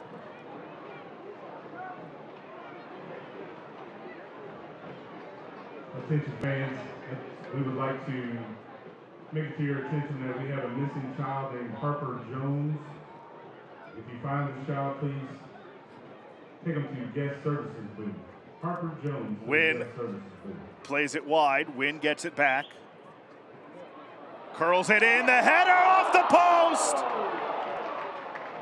McCain off the woodwork. Lexington just can't buy one right now. Addie McCain just continues to be one of the most threatening players on the pitch this game. This time it's off her head, off the post. We have seen the ball all around the goal for Lexington today. The closest. Addie McCain, a great job getting on the other end of that service by Alyssa Bourgeois, and a post kept this game even. Wow.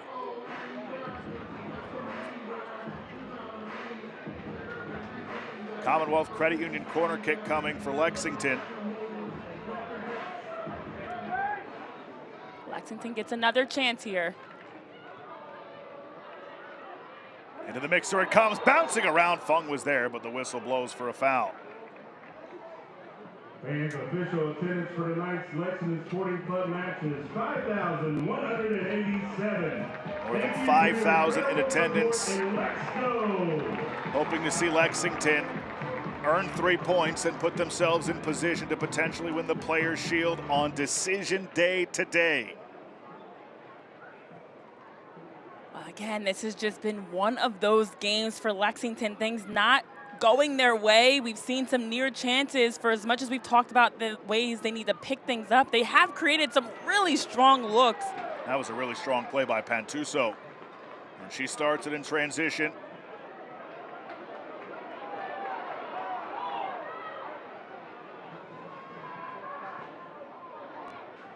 Set gets there first, and the feet tangle from Pantuso and the set. Pantuso very slow to get up, gingerly stepping in some pain on that collision. Unfortunately able to start to run things off. Number 11. 2 substitutions coming. Jilly Shimkin comes on for Tampa in place of Maddie Picorni. And Sandrine Gaillard will replace Jordan Listro. 72nd minute.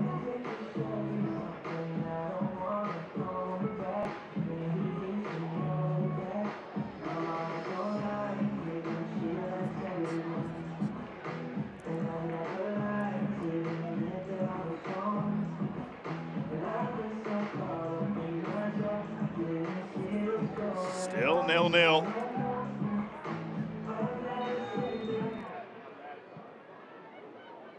Shimkin on for her 23rd appearance. They are in her first season with Tampa Bay. It's Shimkin.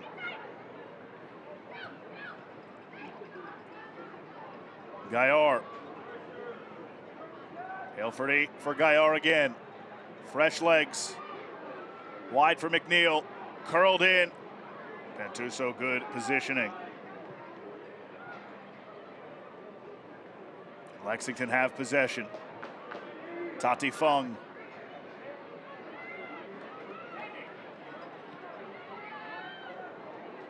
This is that point of the game when you have to really make sure you're paying attention to the little details, how you're clearing, your body shape, staying organized. Because with how this game's going, it does feel like that late dagger is coming. Marcelo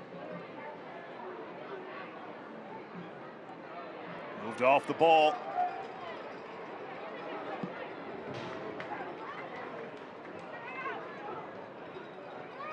In this second half, the XG for Lexington up over 0.7. Hit the woodwork. Foul here. Barry went down.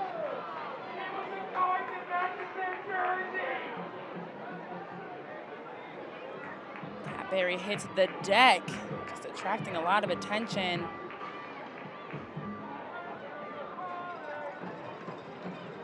As always, as the Golden Boot leader should, whenever the ball is anywhere in her proximity, she's got one, if not two, defenders on her. League record 16 goals, first ever to contribute to 20 goals in a regular season. Barry hasn't gone more than 3 games without a goal this season. She's got 4 braces and a hat trick. In 4 of the games she didn't have a goal. She ended up with an assist. Brown tried to weave all the way through. Barry off of Nicello. Nicello taken by Ulmer. Fung pressured by Jamona.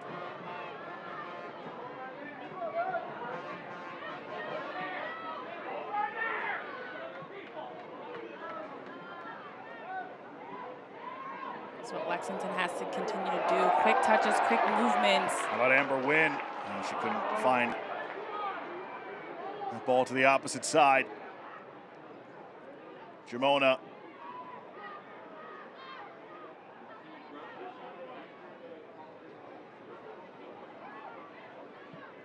Yeah, this has definitely been very evenly back and forth for Tampa Bay. They're just sitting, I think, right where they want to be, knowing you just have to win the next 15. Is this onside? Doesn't matter. Connors put it about 40 feet wide of goal. West 6 Brewing is a proud partner of Lexington Sporting Club. Enjoy a Stadium Ale, the official craft beer of Lexington SC, at all home games or at your favorite retailers around Lexington.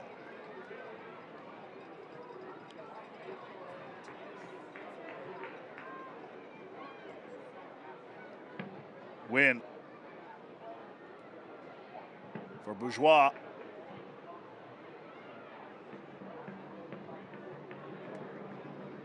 I think we've talked so much about all that is up for grabs today on this decision day, regular season finale, but if I'm Lexington, I'm also just not happy with how you're finishing out the season in terms of how you're playing. It's one thing to be tied 0-0 if it's just a game of, I mean, we have hit a post, but inability to score, creating good chances. They've had so many stretches that are not the way I'm sure they would want to play in terms of the movement, the ideas, the giveaways and turnovers they've had offensively. You can't have those breakdowns. And although you can look at this game and look at it being versus Tampa Bay, who's eliminated, that you might get away with some things, you know, come postseason time when the pressure and the stakes are higher, you can't afford to have these types of lapses.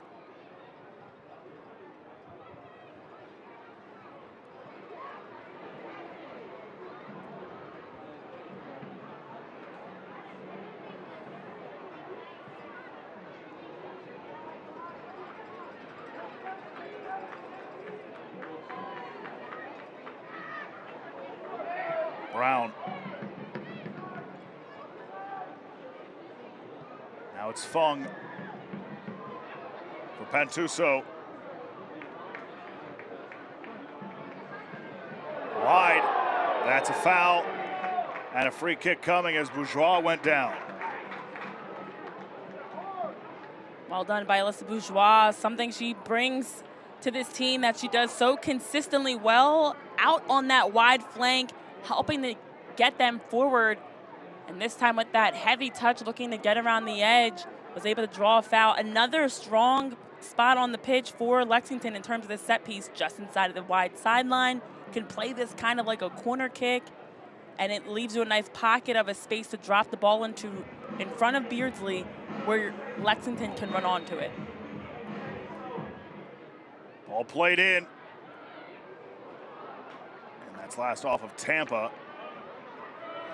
And let's see, it's kept in. Ulmer, she swings it back. Edge of the area. Weiner tees it up. Blocked away by Hendricks. Down for Nasello. Nasello is tripped up, and that is a foul.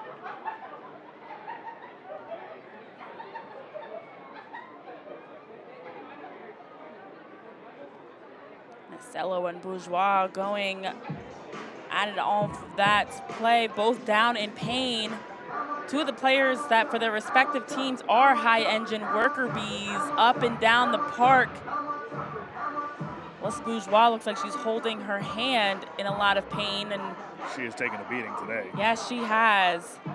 Cindy Nasello getting stretched out, so maybe more cramping the concern of what she's dealing with the amount of ground she's covered. You look again at this collision, and there it is. It does look like Bourgeois actually had her hand stepped on as she was sliding, and then Nasello, I believe, started cramping as she landed. Good thing you don't need a hand as a field player.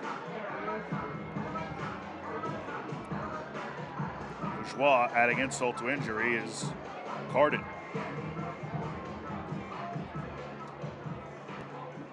A yellow card was issued to LSC number 12, Alyssa Bourgeois.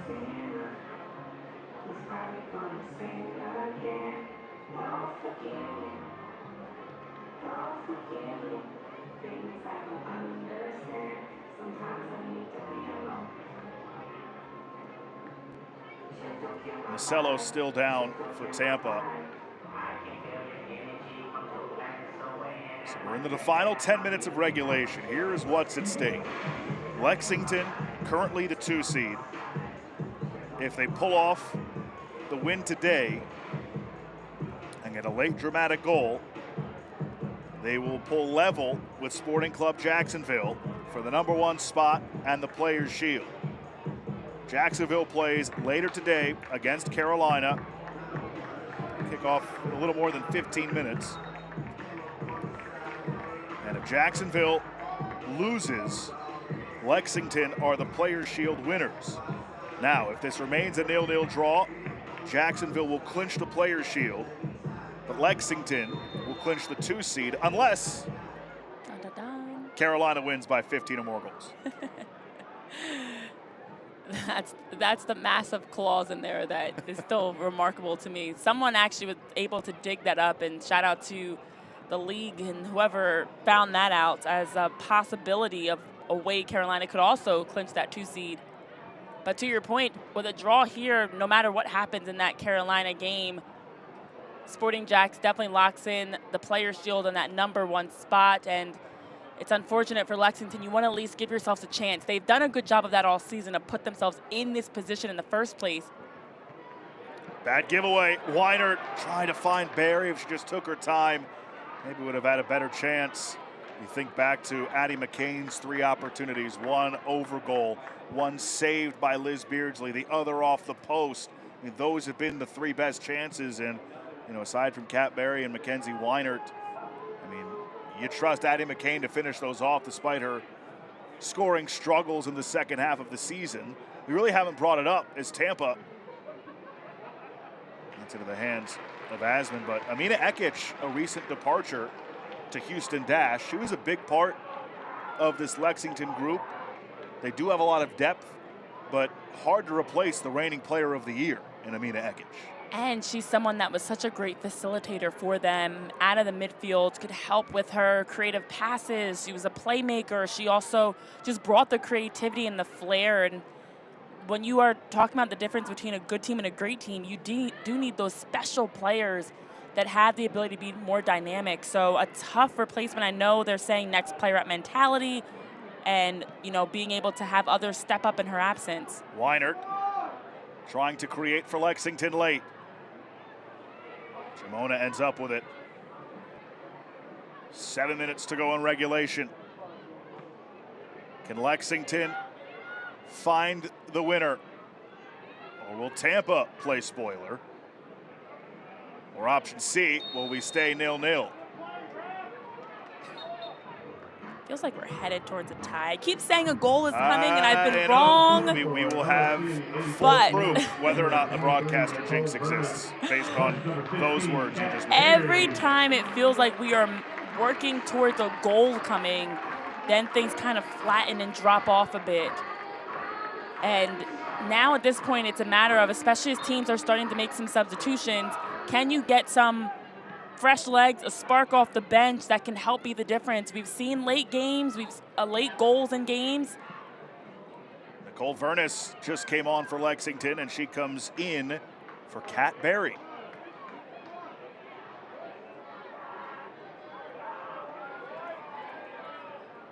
I do think at this point, as much as you are, of course, playing to win, you also want to play to stay fresh and not have to overextend anyone for Lexington. And it does feel like at times players are dragging a little bit, so I understand maybe Kimura going to his bench even more in this game. He trusts his depth, and there's still plenty of goal-scoring prowess on the pitch for Lexington despite the Golden Boot leader being taken off. Vernis tried to chip it, but that's past McCain. Driving in, it's Bourgeois. Now McCain for Vernis. Vernis deflects. She might have been in an offside position anyways. And then a foul on Vernis. Frantic play in front of goal. What a very strong stretch for Lexington. It starts with Alyssa Bourgeois, able to get forward, did not have great numbers, was able to take an extra touch to buy time. How about the one-time pass by Addie McCain into Nicole Vernis, fresh into the match, comes right in with the first touches of the game in the box with a chance to put your team on the scoreboard, with a chance to help your team get closer to possibly winning the Players' Shield. Oh, man. And from that replay, she was not offside. Correct. She was in good positioning. She did a great job drifting centrally, kind of floating, unmarked, wide open, and well done by McCain to find her.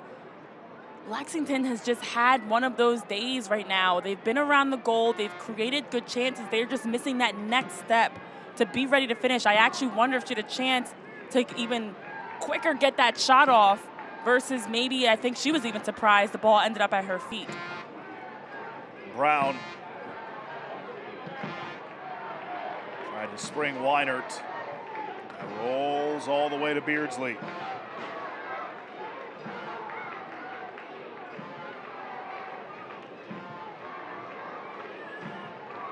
Intensity ratcheting up a little bit.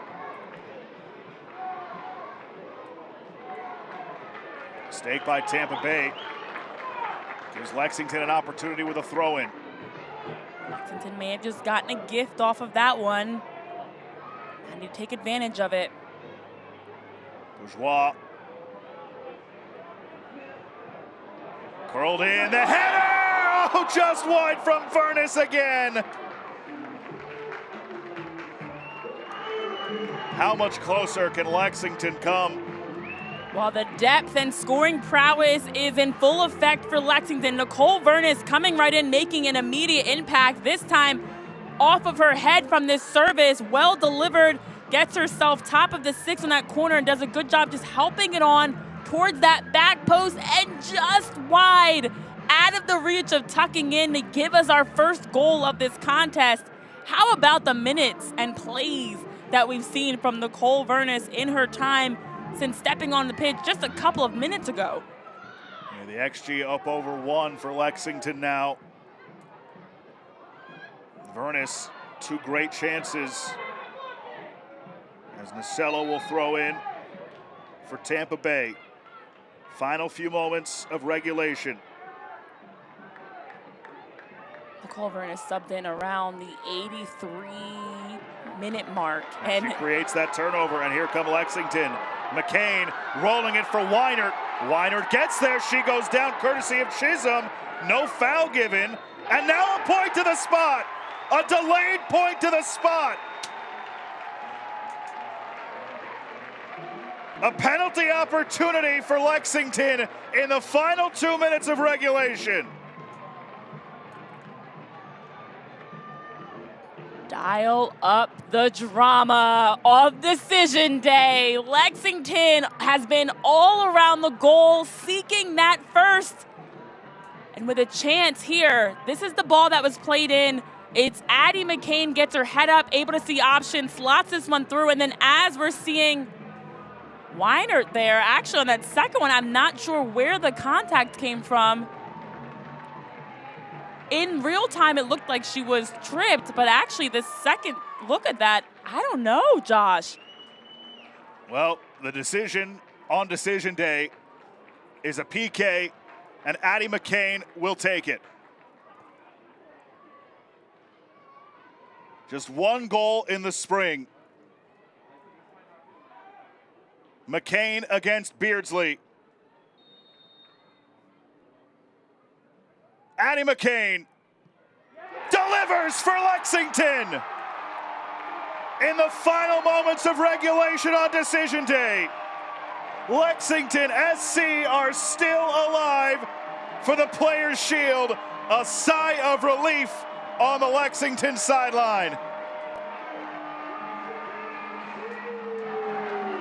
How about this ending to a decision day game with a lot on the line? It's Addie McCain that made that initial pass, and as Mackenzie Weiner is running across, falls to the ground, draws the foul, and then Addie McCain steps up, delivers, punches one home, and gives Lexington the lead, giving them a chance to be able to lock in the Players' Shield. She's been their best attacker all game, creating, facilitating, and this time finishing for Lexington.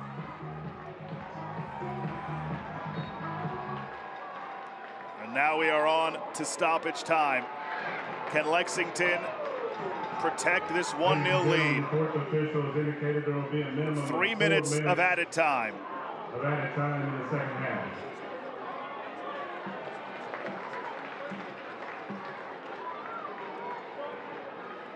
I would have never expected the way that this game has unfolded. We've seen a post, we've seen some great saves, some great plays, but here we are sitting at this 1-0 scoreline, and it was a very unconventional way of how we got here.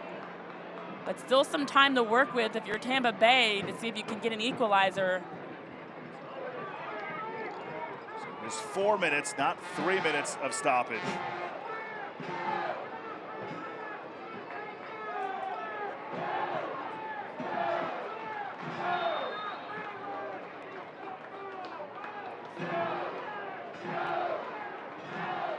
One 1-0 to Lexington. Sporting Jacks, if they're probably not watching anymore, they're about to get underway against Carolina Ascent. But wow, is that a big decision? Our referee, Alejo Colume. Josh, it's not just a game-changing decision, it's a league-changing decision. No doubt about it. And for it to come down to a penalty kick being the difference. Now, of course, we still don't know what's going to happen in that Sporting Jacks contest. This does not guarantee anything for Lexington except for at least a 2 seed if they can close out this win. So a lot that is on the line with this. But I will say for Addie McCain, she's been all over creating for Lexington. We've seen her have the better of chances, the shots on target. She made that pass that Mackenzie Weinert was tracking down before she was fouled for the penalty kick. And then she finished it. It's pretty fitting for the day that McCain has had that she was the one that helped punch it home. Hannah White will come on for Mackenzie Weinert, who gave it a great effort today, drew the penalty in the end. Her regular season comes to a close. An excellent one with 10 goals.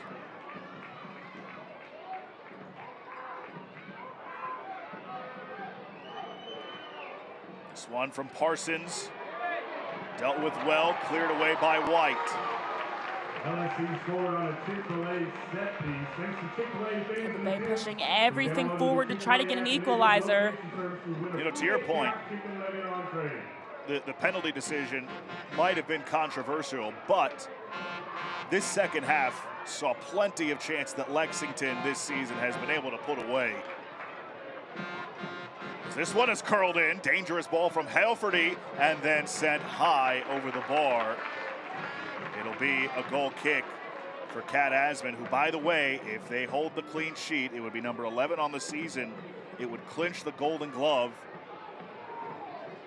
Lexington's keeper, Kat Asman.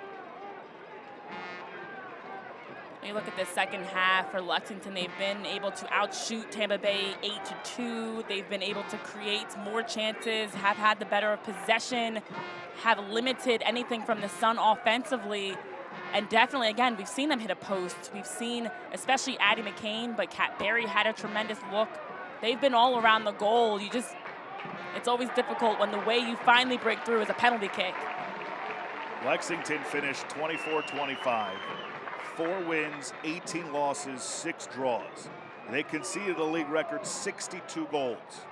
They scored just 29. That was second fewest. They're a whistle away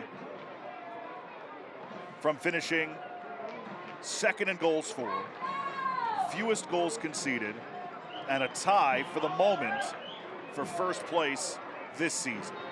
A remarkable turnaround for Lexington as the final whistle blows on decision day. Lexington, courtesy of an Addie McCain goal from the penalty spot in the 89th minute, defeats Tampa Bay Sun 1-0. And as Sporting Jacks and Carolina Ascent kick off, Lexington are level for first place. And with a Sporting Jacks loss, they will win the Players' Shield, and regardless, they clinch a top 2 seed. It took some heroics by Addie McCain, and Lexington didn't put together the best game, but did enough to ensure they could walk away victorious. A great way to close out their home stretch, their regular season home stretch, that is, with getting a late winner by Addie McCain, and also just a team effort to keep the clean sheet. We'll come back and wrap things up for you here from Lexington in just a moment. 1-0 is the final. Lexington are victorious.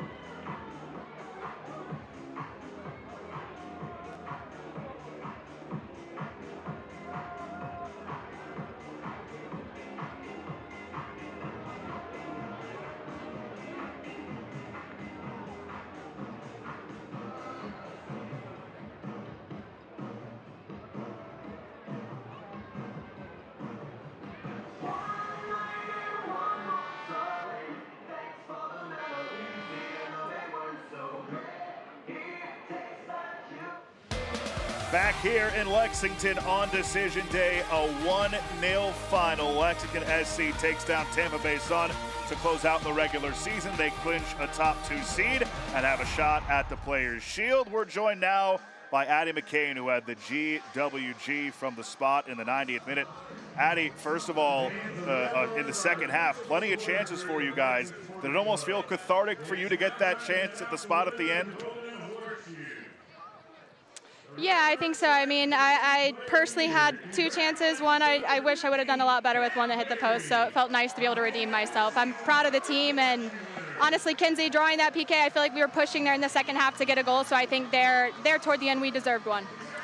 Addie, when you look at this season as a whole, you can put a bow on your regular season with a win and a chance for, hopefully, if you get some help, a spot winning the Players' Shield.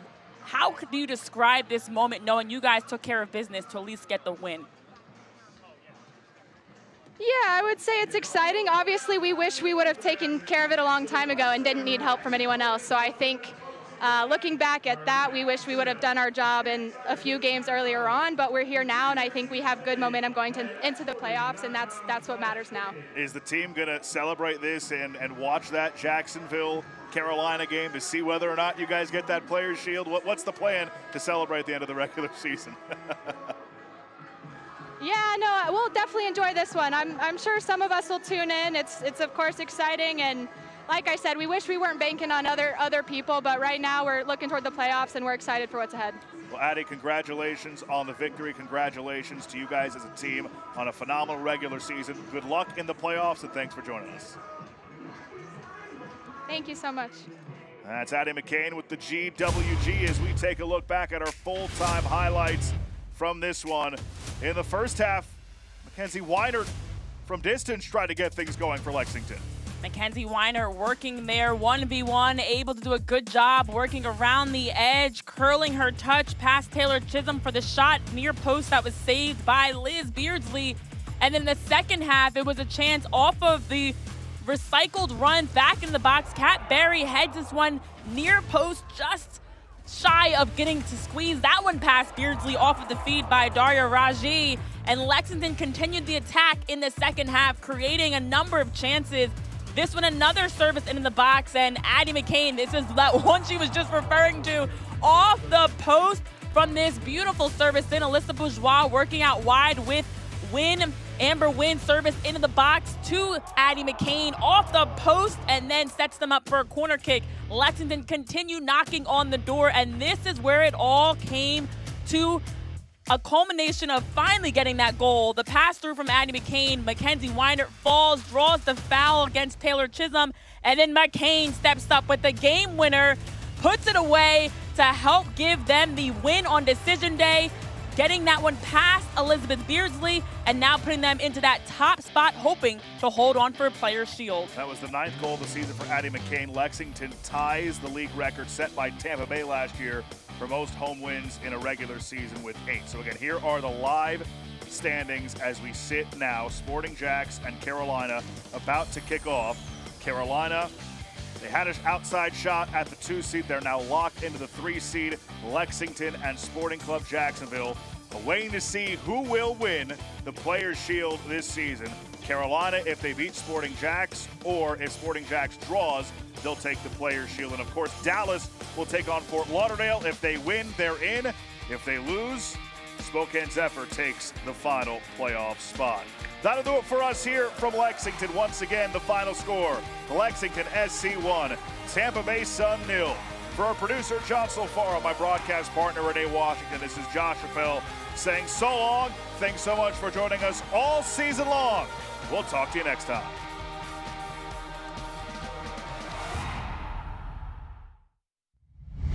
This copyrighted telecast of the United Soccer League cannot be retransmitted, rebroadcast, or reproduced without the express written consent of the United Soccer League.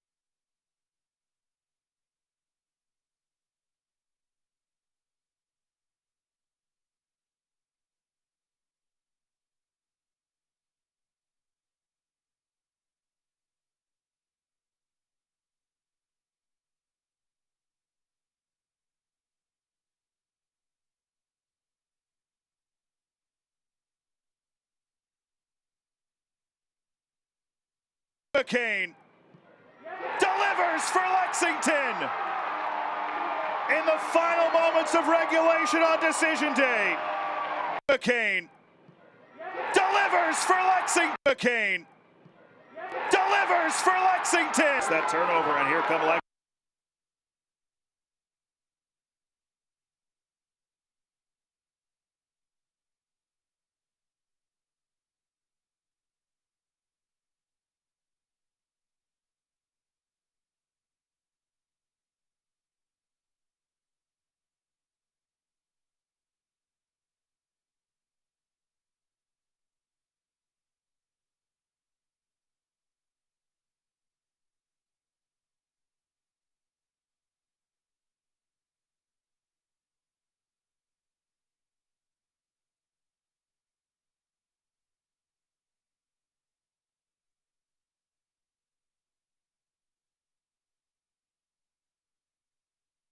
McCain delivers for Lexington in the final moments of regulation on decision day. Lexington SC are still alive for the Players' Shield. A sigh of relief on the Lexington sideline.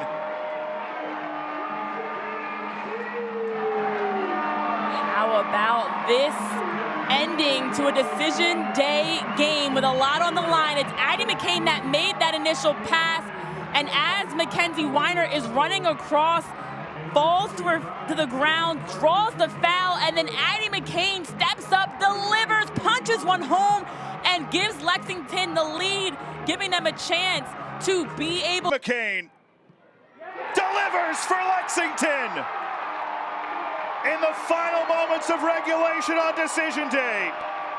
Lexington SC are still alive for the Players' Shield. A sigh of relief on the Lexington sideline.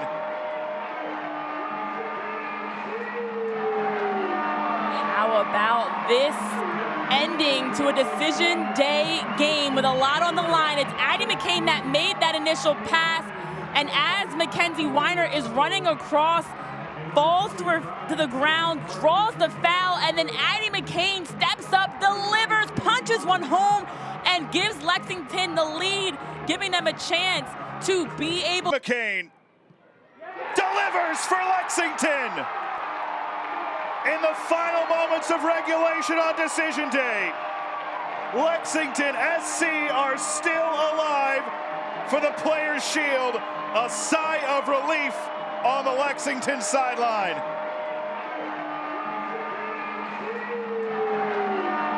How about this ending to a decision day game with a lot on the line? It's Addie McCain that made that initial pass, and as Mackenzie Weiner is running across, falls to the ground, draws the foul, and then Addie McCain steps up, delivers, punches one home, and gives Lexington the lead, giving them a chance to be able. McCain delivers for Lexington in the final moments of regulation on decision day. Lexington SC are still alive for the Players' Shield. A sigh of relief on the Lexington sideline.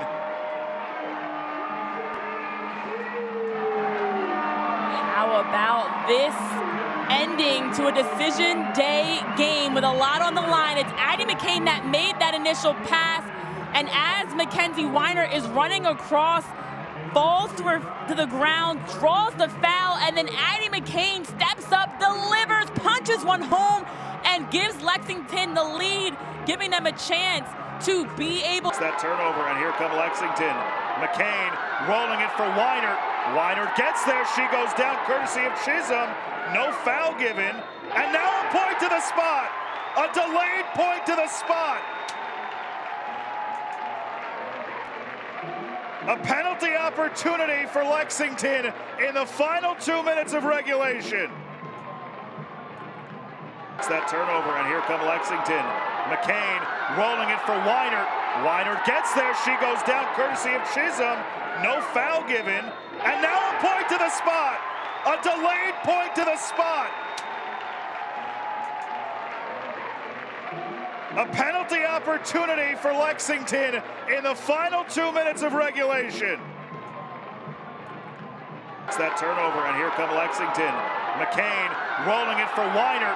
Weinert gets there. She goes down courtesy of Chisholm. No foul given. And now a point to the spot. A delayed point to the spot. A penalty opportunity for Lexington in the final 2 minutes of regulation. It's that turnover, and here come Lexington. McCain rolling it for Weinert. Weinert gets there. She goes down courtesy of Chisholm. No foul given. And now a point to the spot. A delayed point to the spot. A penalty opportunity for Lexington in the final 2 minutes of regulation. Of where the ball's been the majority of this contest to begin, but they've been in this position just as recently.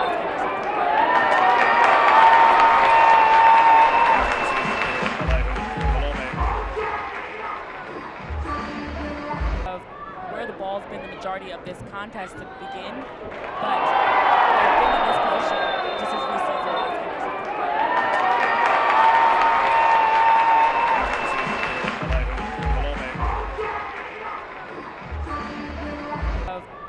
Ball's been the majority of this contest to begin, but they've been in this position just as recently.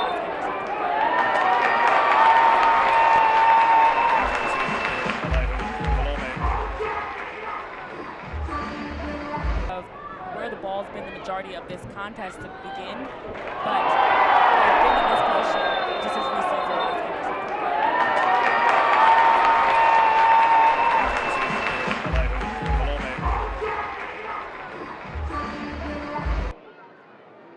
For Nasello. Nasello is tripped up, and that is a foul.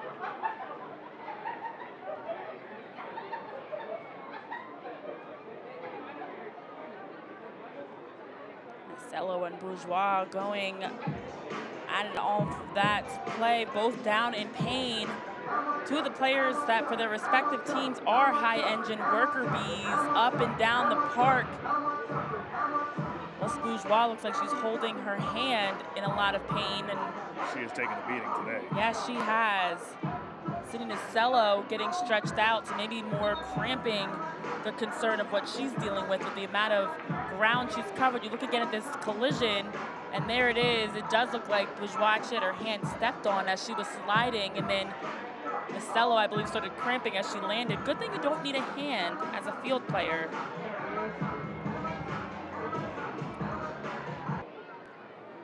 For Nasello.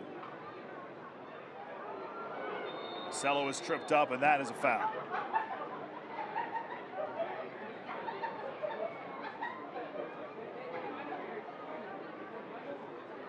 Nasello and Bourgeois going at it off that play, both down in pain. Two of the players that for their respective teams are high-engine worker bees up and down the park. Bourgeois looks like she's holding her hand in a lot of pain, and she has taken a beating today. Yes, she has. Sitting Nasello getting stretched out, so maybe more cramping the concern of what she's dealing with the amount of ground she's covered. You look again at this collision, and there it is. It does look like Bourgeois actually had her hand stepped on as she was sliding, and then Nasello, I believe, started cramping as she landed. Good thing you don't need a hand as a field player.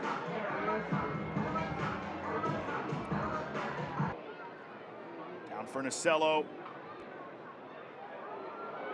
Nasello is tripped up, and that is a foul.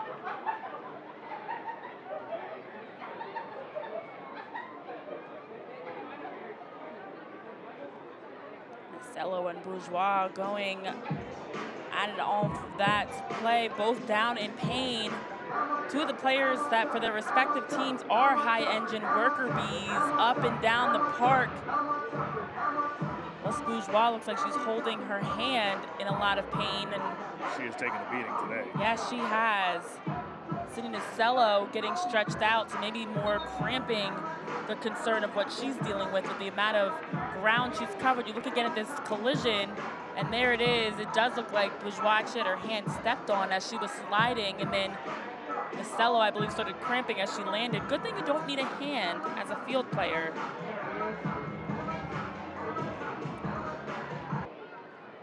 Down for Marcelo. Marcelo is tripped up, and that is a foul.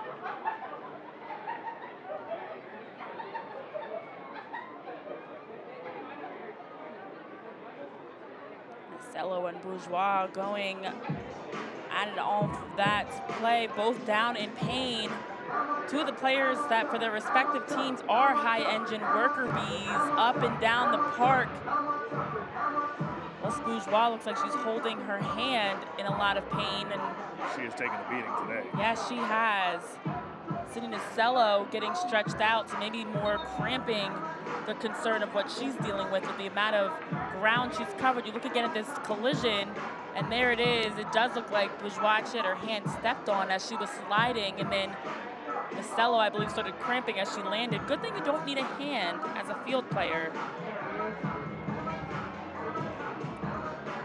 Solve in real time without needing a coach to step in, and I imagine that's what they're going to do here. Weathered the storm a bit, and now looking to see if they can pick up the intensity.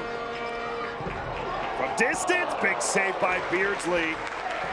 The shot from Mackenzie Weiner, and it'll be the first corner of the match for Lexington, coming up. 10 goals this season for Weiner.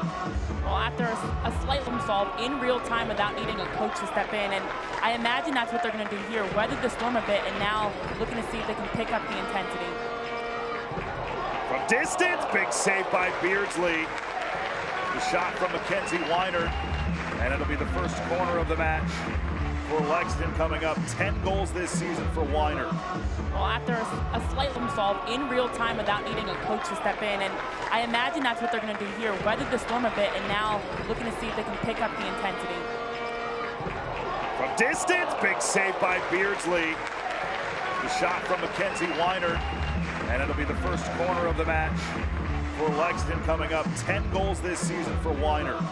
Well, after a slight solve in real time without needing a coach to step in, and I imagine that's what they're going to do here. Weathered the storm a bit, and now looking to see if they can pick up the intensity. From distance, big save by Beardsley. The shot from Mackenzie Weiner, and it'll be the first corner of the match for Lexington, coming up. 10 goals this season for Weiner. Well, after a slight... She is absolutely the Robin to Cat Berry's Batman. Got here, Halfordy all the way in. Halfordy as he makes the save, but it's out for a corner to Tampa Bay.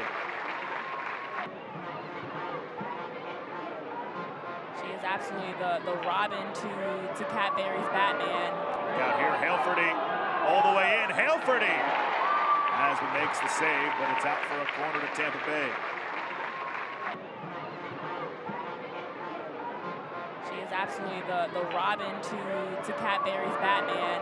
Got here, Halfordy all the way in. Halfordy as he makes the save, but it's out for a corner to Tampa Bay. She is absolutely the Robin to Cat Berry's Batman. Got here, Halfordy all the way in. Halfordy as he makes the save, but it's out for a corner to Tampa Bay. To think about it, it's hard to ignore the fact that there's a player shield and even a two-seat up for grabs today. Is this the first opportunity? Goal. Street is wide. Is out for... To think about it, it's hard to ignore the fact that there's a player shield and even a two-seat up for grabs today. Is this the first opportunity? Goal. Street is wide. Is out for... To think about it, it's hard to ignore the fact that there's a player shield and even a two-seat up for grabs today. Is this the first opportunity? Goal. Street is wide. Is out for... To think about it, it's hard to ignore the fact that there's a player shield and even a two-seat up for grabs today. Is this the first opportunity? Goal. Street is wide. Is out for...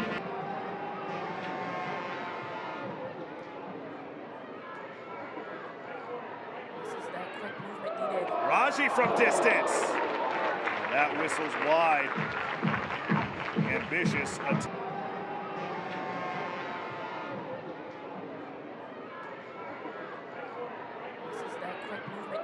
Raji from distance.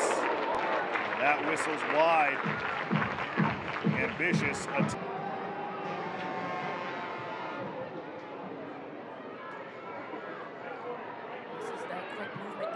Raji from distance. That whistle's wide. Ambitious.